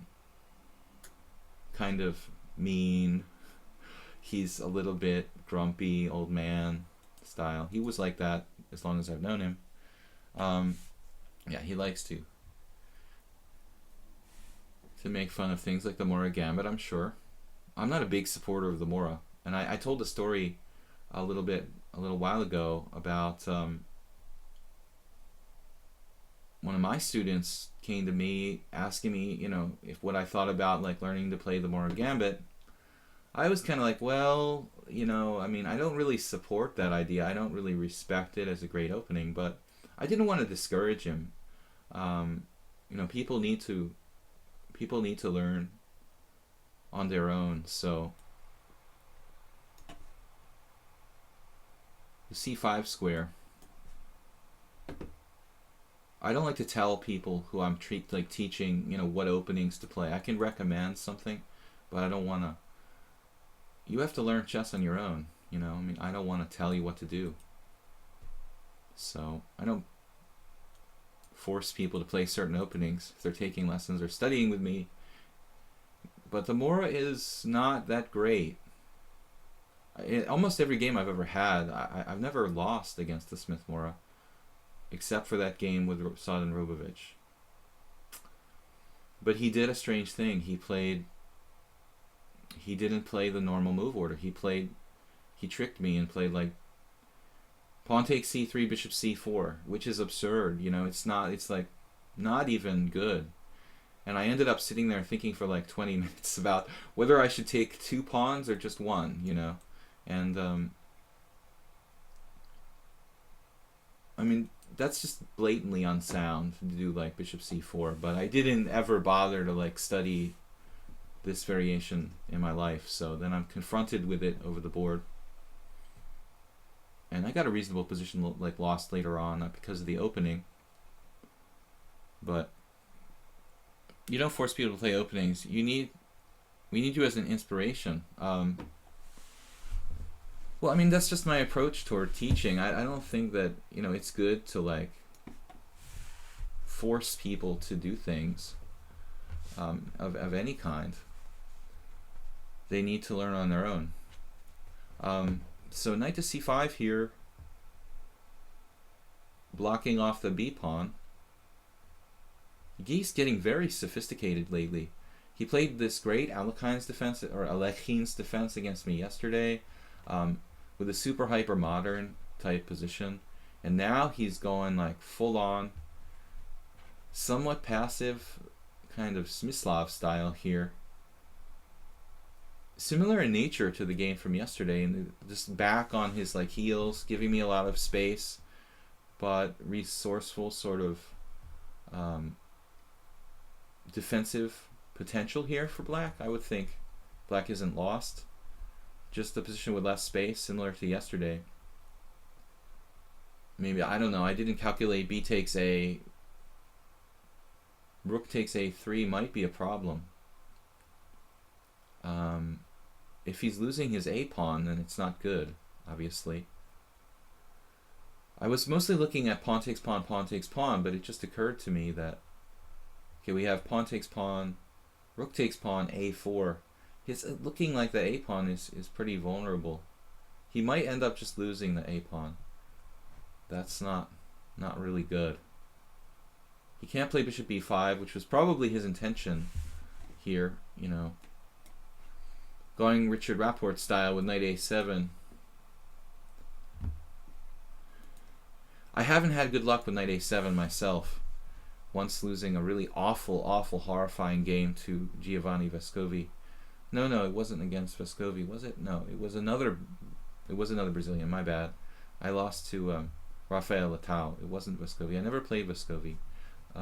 Yeah, against Leitão I lost the horrible knight on a7. Just, I'll never forget that. I tried to play the Queen's Gambit, accepted for like one of the only, like 3 times in my life. I don't know why. I just randomly decided to play the Queen's Gambit accepted against Leitão, and it was a disaster. Got a knight on a7. That's just not a good thing. Makes me think of Rapport. He likes to do weird stuff, you know, like put his pieces on strange squares to get back in the center. I saw a recent game where he played knight a2 in a kind of reverse, sort of position like this, and it worked out. But now we can try to win a pawn. We just simply take it off. And how much counterplay does black have here? Not that much. A little bit.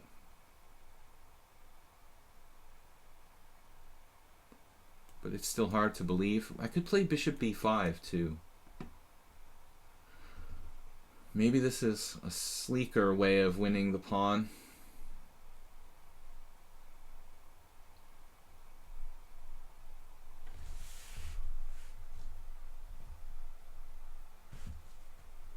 Pretty sure bishop c4 is theory, isn't it? It's theory in the Danish Gambit for sure. I mean, I you know, theory is just a relative thing. That's kind of like positional, you know. What does it mean, theory, exactly? There is no clear determination if something's theory or not. It's like subjective. So if it's theory, it's not good theory. I mean, it's just blatantly unsound. But the Mora Gambit, the normal Mora Gambit is valid. I mean, if you put the bishop c4 thing in the computer, it'll probably tear it apart, I would imagine.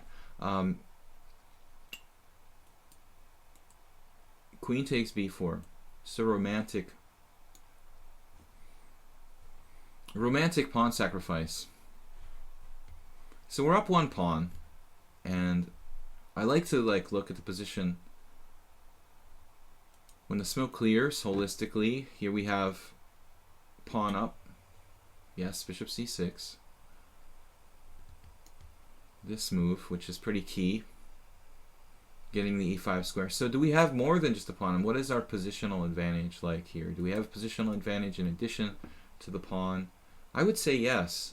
We have a stronger pawn in the center than black, and that's more than just a pawn. I think white has slightly more than a pawn. We both have a pawn that could be potentially weak on the queen side. I think that black's best hope in this kind of position is maybe something like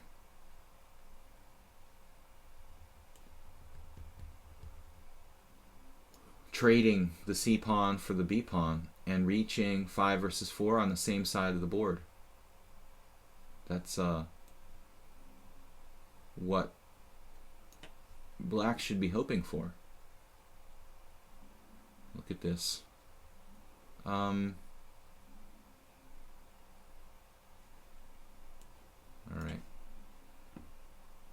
get away from my... With the bishop takes. I didn't expect that. Doesn't mean that it's bad. Alright.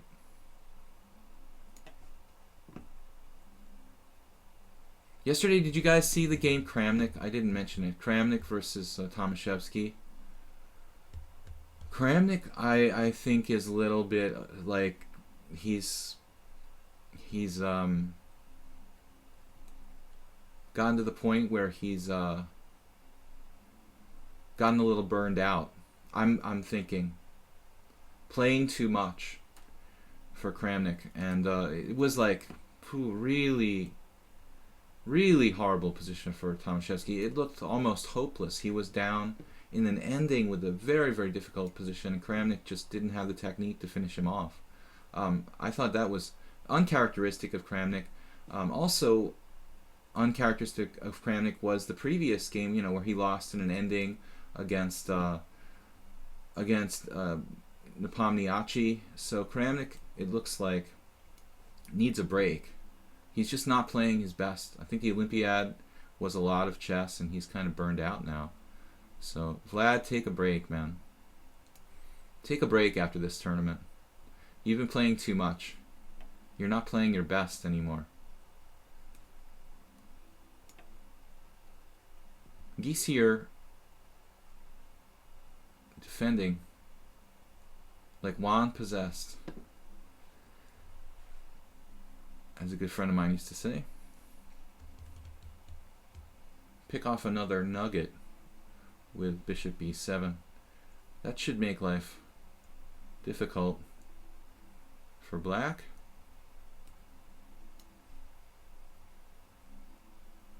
He's not giving up so easily.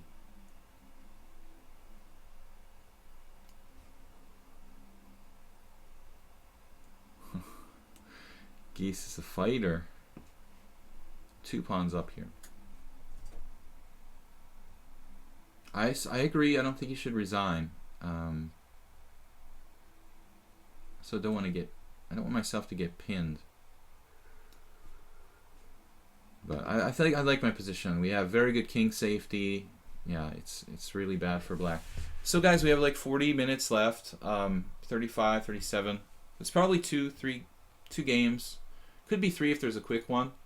Don't forget to check out my YouTube channel, Video Chess Training on YouTube. Is black really that bad in endgame? What are you talking about? What do you think the best approach is against the Mora? I play an Alapin by playing knight f6.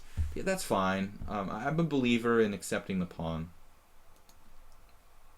But you can also play that. I don't think that's the best, though. I mean, you're kind of copping out. You know, going into the Alapin, white can get a small advantage, it feels like. It's hard for black to equalize in the Alapin. But in the accepted Mora, we should definitely have no problems equalizing. Halaguathor, I call him Alligator. Welcome to my stream. I'm going to play knight f3. Haven't played it today. You like what Kramnik is doing, play till the very end. But I mean, normally he does that and wins, you know. The last game yesterday, it just feels like he's not himself quite, you know. He's played an awful lot, you know, since the candidates tournament. I mean, it's a little too much, I think.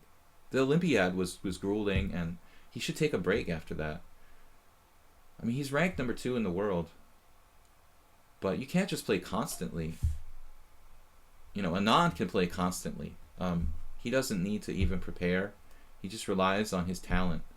But Kramnik needs to work, you know, and I think Vlad needs a break. These young guys like Caruana and Nakamura, they can knock themselves out in an open tournament if they want to. But I don't think they're doing themselves, you know, any favors, really.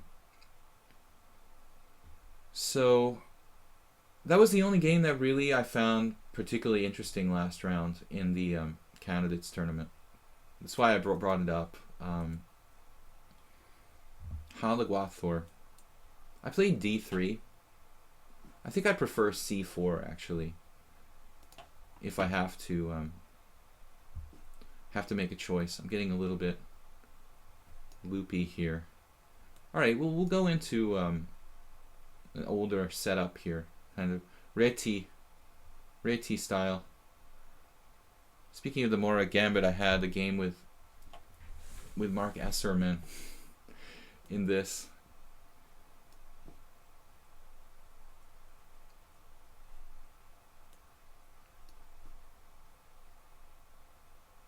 Definitely the kind of position you want a tactical Mora Gambit player in a kind of ultra positional London system type situation. That's the place you want. You want the tactician to be. Not really in their element. A good way to decline the Mora is to go into the Alapin. Yeah, but I mean, I don't think those are that easy for black to play. I mean, try a few games with Levente Vaida and tell me how you feel when you're done, you know. That's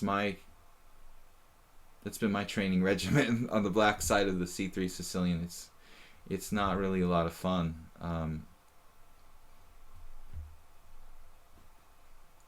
It's one thing if you play, you know, 2100s in the C3 Sicilian, but if you play really strong experts like Vaida or, I don't know, Tivyakov, I'm not sure it's a lot of fun, you know, to play the black side of those lines. Black can equalize if he's very, very, very, very well prepared, I guess. But it's like, why choose that when you can get like fairly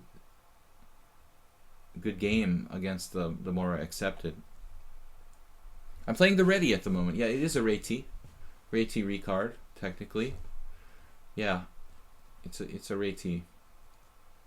But Haligator is comfortable here. He obviously, like most people, if you play this sort of setup for black, you've probably played it routinely like a million times.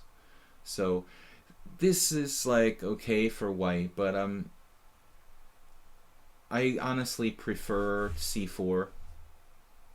My problem was that I wasn't really paying attention. When I made my fifth move with bishop f5, my preparation is to play c4 here, but I just kind of like routinely played d3, which is what I used to do.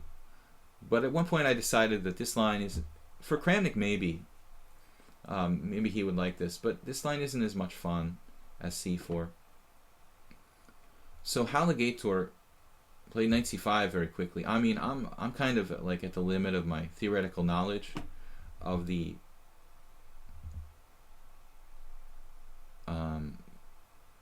London reversed. I think I'm at the end of the line here for what I know, and maybe Haligator's knowledge is much deeper, but I couldn't imagine spending too much time, you know, studying these type of positions. It's not something you get that often, and it's pretty easy to kind of use your general sense to play either side of this kind of position. I think it's pretty easy to find the right plans. So I'm at the end of my theoretical knowledge here, more or less. I just have some plans. I haven't really gotten much in a couple games. I played with Peter Marasenko, I drew. I played with Esserman, I drew. So I think that black is equalizing in this variation, and it's not really dangerous. But white should be okay as well.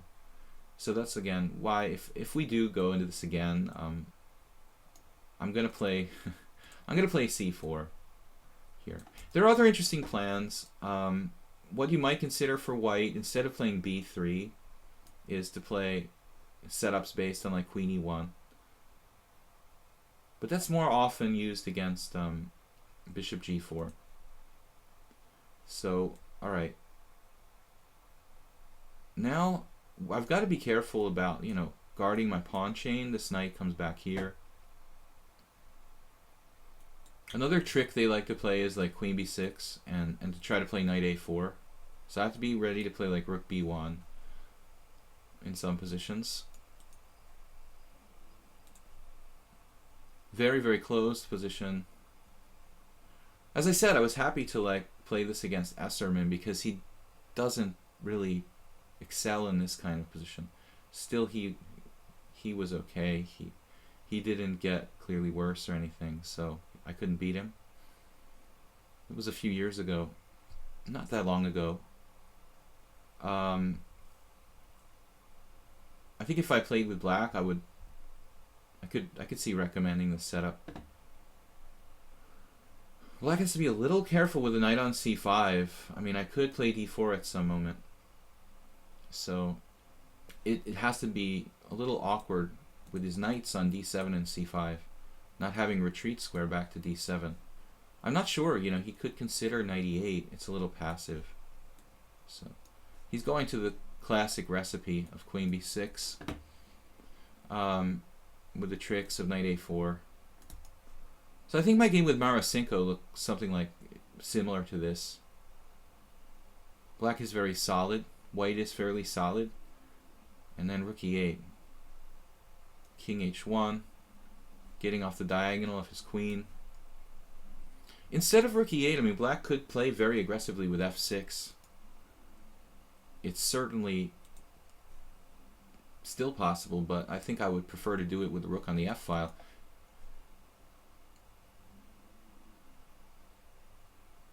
The danger for black is that he could get slowly squeezed off the board. Not that easy to do, though. Mantra, what do you think about Eric Chessbrough Hansen? I don't really know Eric. I mean, Eric started playing or started to be successful as a player pretty much like right around the time when I stopped playing in the US, in the West. I remember seeing him at one tournament in the World Open, maybe around 2000. 2002, 2003. So I know he has the stream and a lot of people like it. I don't know him personally though. King h1. We kind of missed each other. It's kind of like Bartholomew in time. This is the same as Eric Hansen. I saw him at a tournament or two at the most, but I don't really know him. You know, and they're like a generation after me, so a chess generation, not a literal generation, but like one chess generation later. Queen c7, f4, and we connect our structure. We got the pawn chain working. We could think about the classic kingside attack, but white has to be careful not to overextend. You like Eric's style of play. I commentated a game that he did recently, that he did play in the Olympiad. I liked a lot the game against Shankland. It was a fairly simple game, and actually it's all been played before to some extent. But I got a kind of insight into his style, I think, from a little bit from that game. I like that simplicity and, you know, being alert tactically. You can't understand somebody from one game, but I like what I saw in his game against Shankland. So here, this looks a little dangerous for black. I mean, doing f6 now, that the rook is on e8, losing the f-file to me in some lines. Excuse me. My bishop on g2 looks sort of useless, doesn't it?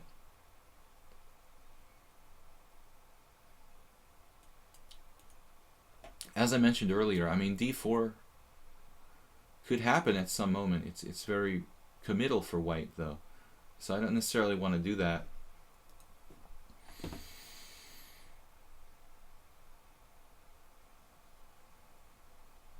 The natural move would seem to be a knight to f3. Although bishop h3, there goes my mouse.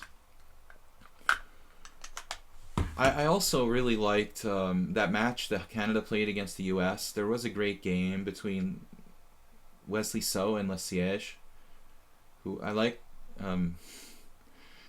Alexander is a nice guy. I like him a lot. We hung out together in Venezuela when I played in a tournament down there.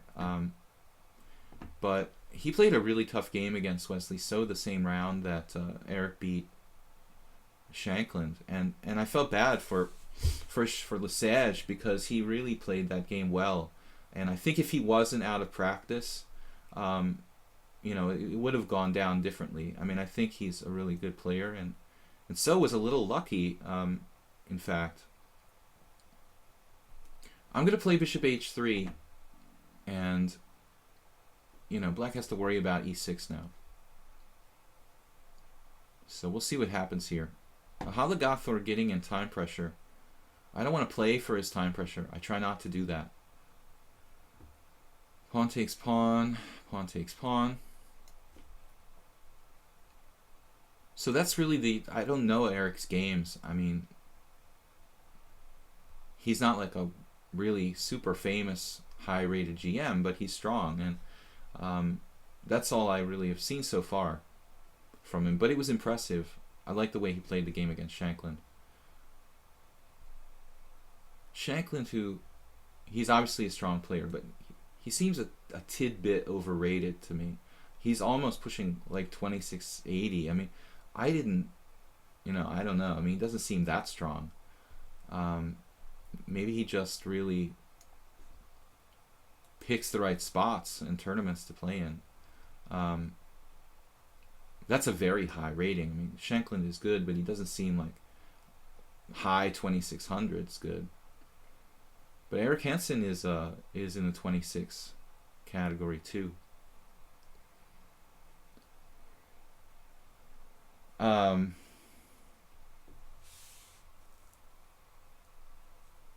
Well, obviously against Shankland, he, you know, combined nicely when he needed to.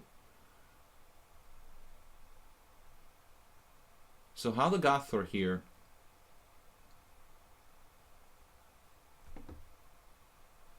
Playing very positionally.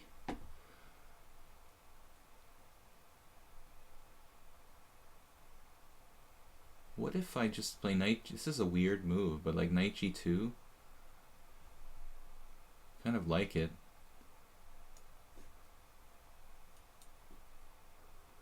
It has some potential. It's kind of hard for black to do anything in this position. You know, taking on g5 is tempting, but it really brings his queen in the game, and it really reduces the cramp in black's position. Black feels very cramped here. He's got to babysit the e6 pawn. His knights are a bit awkward, but I think black's still fine. But the potential of playing knight f4 is interesting. Now he goes bishop f5. That is a drastic change in the situation.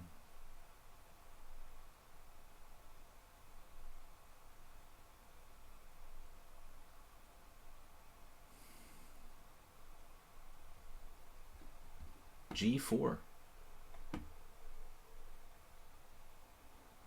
g4 looks a little bit dubious. My bishop is sad after that. Knight takes g5. Queen takes g5. Bishop c1. Queen g6. I kind of hate playing bishop c1. How am I going to get him off of g5? Knight takes g5.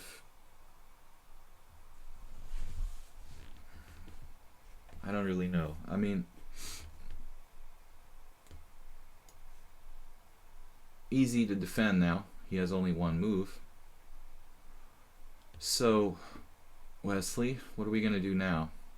I'd love to play g4 and avoid exchanges, but I'm a little restricted after that. g4, bishop somewhere, bishop c1, lose my pawn on e5. I guess I have to do bishop takes f5. Tough move to find there for black. Pawn takes f5. Knight f4. Long diagonal has some potential here for white.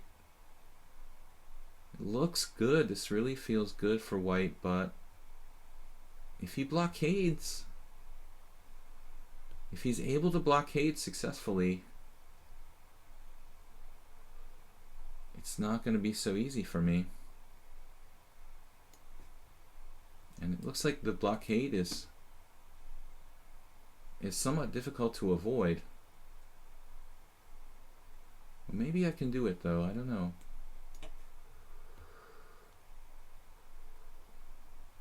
Trying for some tactics here. I mean, it'd be really nice to open up the long diagonal somehow. Knight e3.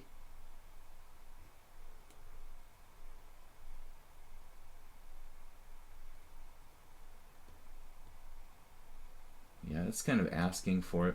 I should develop my last piece. He's got the blockade. So Halaguator is like a pure kind of positional player. Really no tactics whatsoever. I mean, I'm sure he's competent tactically, but he's playing for sound, strategic concepts. Hard to break through here. I feel like I missed the boat. We still got some potential though. A lot of space. Space is space. He's got some weaknesses in his position. My bishop is not so bad. What are you going to do here? If we try to pick this guy off, one of these guys off on the queen side,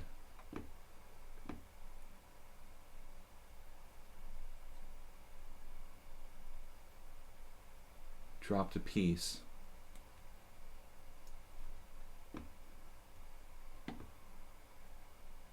That is going from the frying pan into the fire. But nice strategic type of play by black there. If he had a little more time, I'm sure he would have solved his problems. King Wiki. We've got 2 challenges left. I don't know if we're going to get to both of them. We'll see. We'll just play it by ear. We're white against King Wiki. Guys, I appreciate those who have donated to the stream. It's really awesome. We had last week a couple of donations.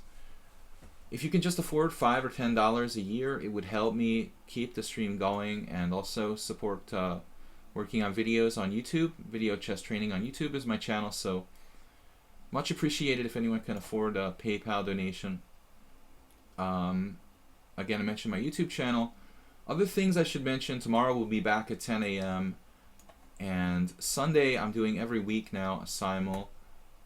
As long as I'm not traveling, which might come up in the future, but at the moment we're in the office, so Sundays at 6:30 CEST, Central European Summertime. Is it still summertime? The clock changing is another thing I don't really like, but I'm going to be traveling. I don't know yet my schedule. We've got a number of things on the horizon. I thought about playing in a tournament here in Hungary, but I don't know if that's going to go down or not. I might be traveling in November and December. Thinking about playing poker at APT Prague. I'm thinking about maybe a tournament in Hungary in November. So there might be some times when I'm going to be out of the office and the stream will be down for a week or so. This is an interesting setup by King Wiki. He's just playing like Bologan or something, and not committing to e5. Viktor Bologan, the Moldovan grandmaster who's written some books on the King's Indian. Do you play video games too, or just this bad graphics game? Yeah, this is... If you want to see bad graphics, okay, tap into my memories of like the early 90s when the first internet chess existed. There was like bitmap pieces and you had to type in the moves when the internet chess server first started. That was a good time. If you like graphics, the green screen with coordinates instead of pictures of pieces. Yeah. You're spoiled now.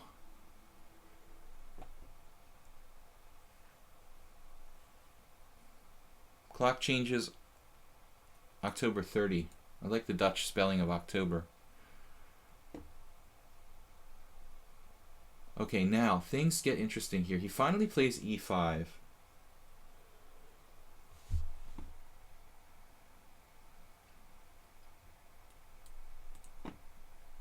You could argue it's a little bit of a tempo loss for black,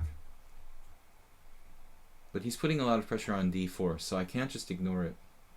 Knight b3 is pathetic. I don't want a knight on b3. So what do we know about King Wiki? We played just once before. He has 21 games. That's That's a really huge sample size. The online poker player in me is always trying to get like a profile of my opponents. Very good at that in poker. One of my greatest skills is sort of profiling the other players at the table, but in chess it's only one guy, and we don't really have too much info. So King Wiki, this square f5, whenever I see g5 and f5, I mean e5, I'm looking for ways to exploit the f5. Trying to sink a piece into f5 would be a really good plan. But it's not so easy to execute here. We could exchange on e5. Maybe this is worth considering. Normally I wouldn't really like it, but in this particular position, it's not out of the realm of possibility. It feels like I should play d5, d5, c5 type ideas, in a normal King's Indian. Alright, but I'm not sure how to set up here. The bishop on g3 is very weird for white in this kind of position. Occasionally you see it in like the Petrosian variation, and also in the Gligorich variation, where you start with bishop e3 but sometimes later play like bishop g5 and bishop h4. Here we could play f4 at some point, maybe now. I don't like it now because of knight f5, although it's playable even now.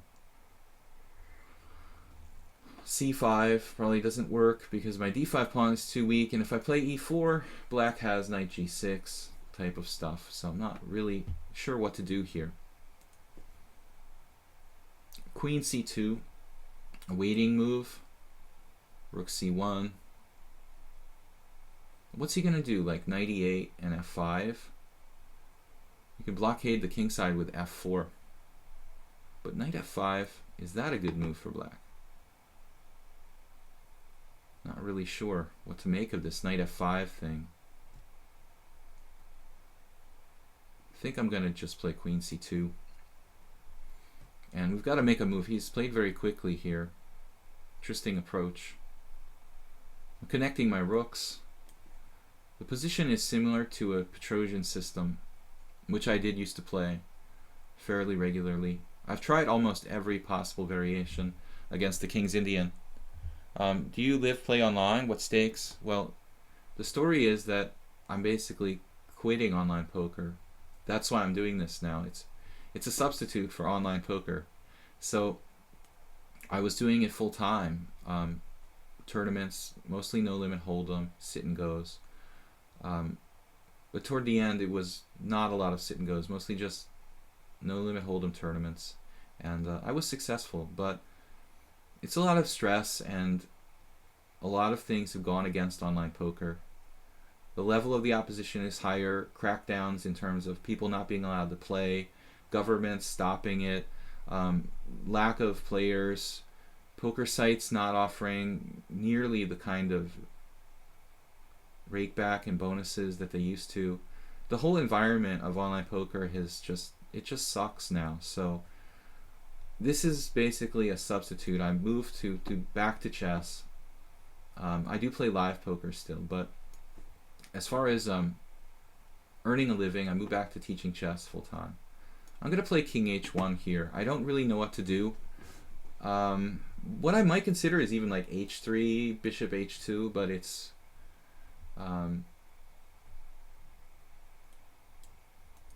I could have played bishop d3 there. Maybe that's the best move, in fact. Yeah. I should have played, this is a very advanced game by King Wiki so far. I really should have played bishop d3. King h1 was an error, a serious mistake by me. Alright, now I practically have to play e4 because I can't allow him to play f4. f5. f5 is, unless I have bishop h5 here. This is a very strange position. Bishop h5. That would be one way of stopping, actually, Maybe it's not a bad move. Let's look at draw though. Bishop h5, knight f6. Oh no, he can't actually trap my queen there. So I do win a pawn in that line. Wow, bishop h5. This feels a little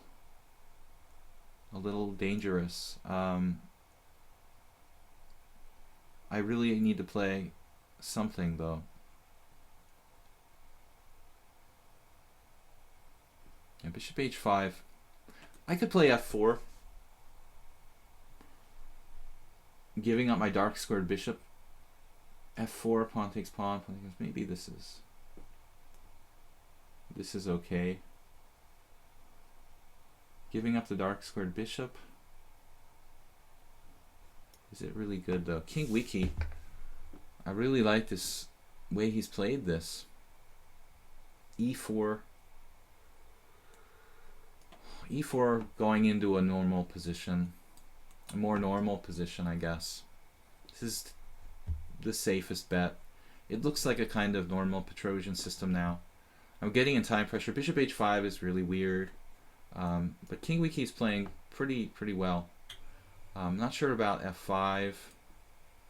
Although I don't know what to suggest really. So we managed to get control of the e4 square. And that's a classic strong point for white. But unlike, a lot of people just assume that when they're playing the white side of the King's Indian, just like the e4 square wins the game. It's not that simple, obviously. So, rook a e1. We need a plan. We need a plan in this position. King Wiki. Solid game. c5, break.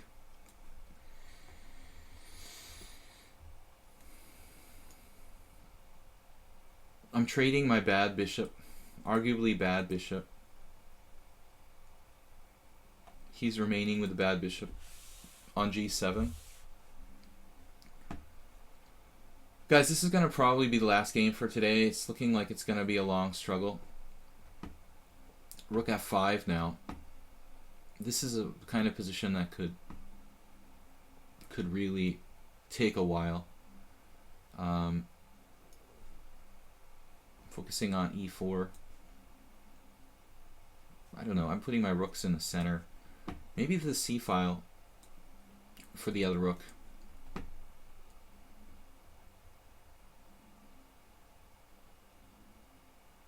He played knight f4 now.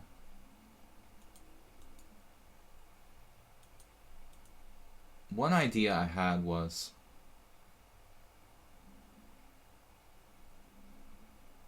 to play knight f1, knight e3. I'm just getting really low on time. Alright. I don't really want to trade here and open his bishop on g7. That's the problem. So I'm stuck playing this kind of trench warfare position where it's kind of awkward and hard to play and very closed with less time. Impressive that King Wiki, who's 1500, is like quite far ahead of me on time. But it's not a new concept here. Knight f6 now. That rook on f5 looks very lonely. Alright, we're going to play knight f1, I guess. This was a plan I had in mind a while ago. And then knight e3.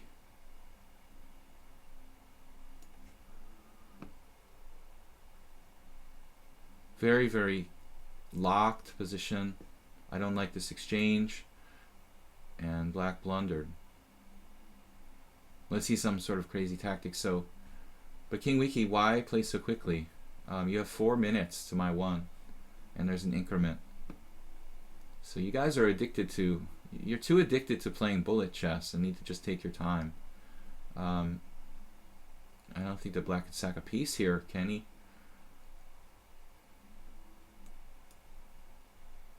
My king is safe enough. I've seen a lot worse king sides than this. Knight g4. Korchnoi often said that, he would like his plan was to kind of lure black forward on the king side when he played the white side of the classical King's Indian, and then basically eventually he would take over and checkmate black. And it's happened. I won a great game many times where I actually checkmated black on the king side. So this is sort of typical. And now we do have to be a little bit careful. There's this rook h5 thing, but you can't have everything. I mean, you can't play rook h5 and h5 here for black. It kind of looks like black needs both. You know, he needs to play rook h5 and h5 in this sort of position. So we'll evacuate the king and win with these powerful knights, hopefully. To be a little bit thoughtful how I do this. Knight f6 check. Kind of funny shot here. Knight f6 check, bishop takes f6, queen g6 check, knight f6 check, rook takes f6, knight takes f6. This is winning. If I'm not mistaken, kind of ironic.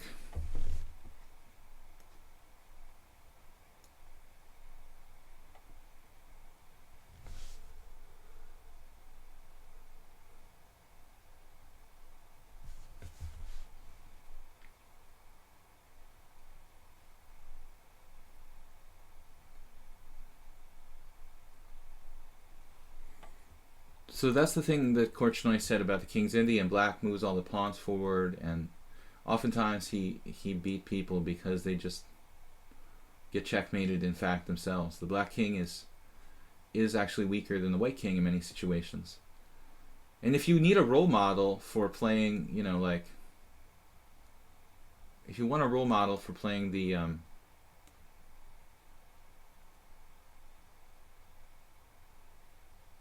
play a safe move here. You want a role model for playing the white side of the King's Indian. Korchnoi, you could do a lot worse than him. He had a lot of success against the King's Indian. Petrosian, of course, another classic. I'm going to block this e4 square. I don't want to see that. The queen opening up on this diagonal. So we're going to walk away. Tomaszewski style. He likes to do this. King walk he did the other day against, not the other day, I was looking at an old game actually. I was looking at an old game Tomaszewski played against Ponomarev, where he lost. So guys, last game. Yeah, we'll have a simul on Sunday. Tomorrow will be Blitz Classical again. 10 a.m. tomorrow. See you here. So KG play by King Wiki. He seems dangerous for 1500, man. But again, it's a player with a very small sample size of rating. So 20 games doesn't mean a terrible lot. We've got this now. Knight takes f6. Bishop takes f6. Not so clear, is it? Wow. Oh boy. All right.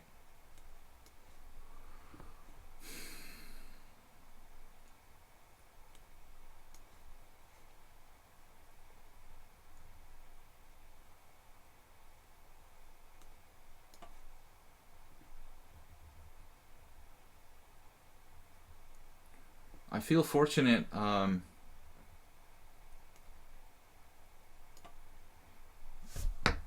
I didn't lose immediately there.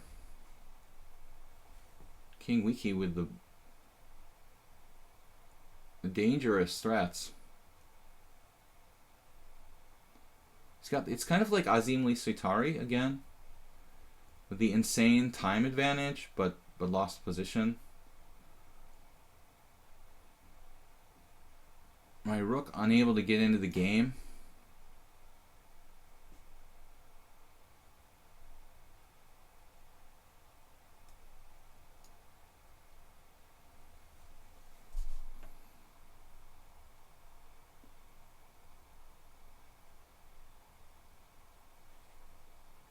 3 seconds per move.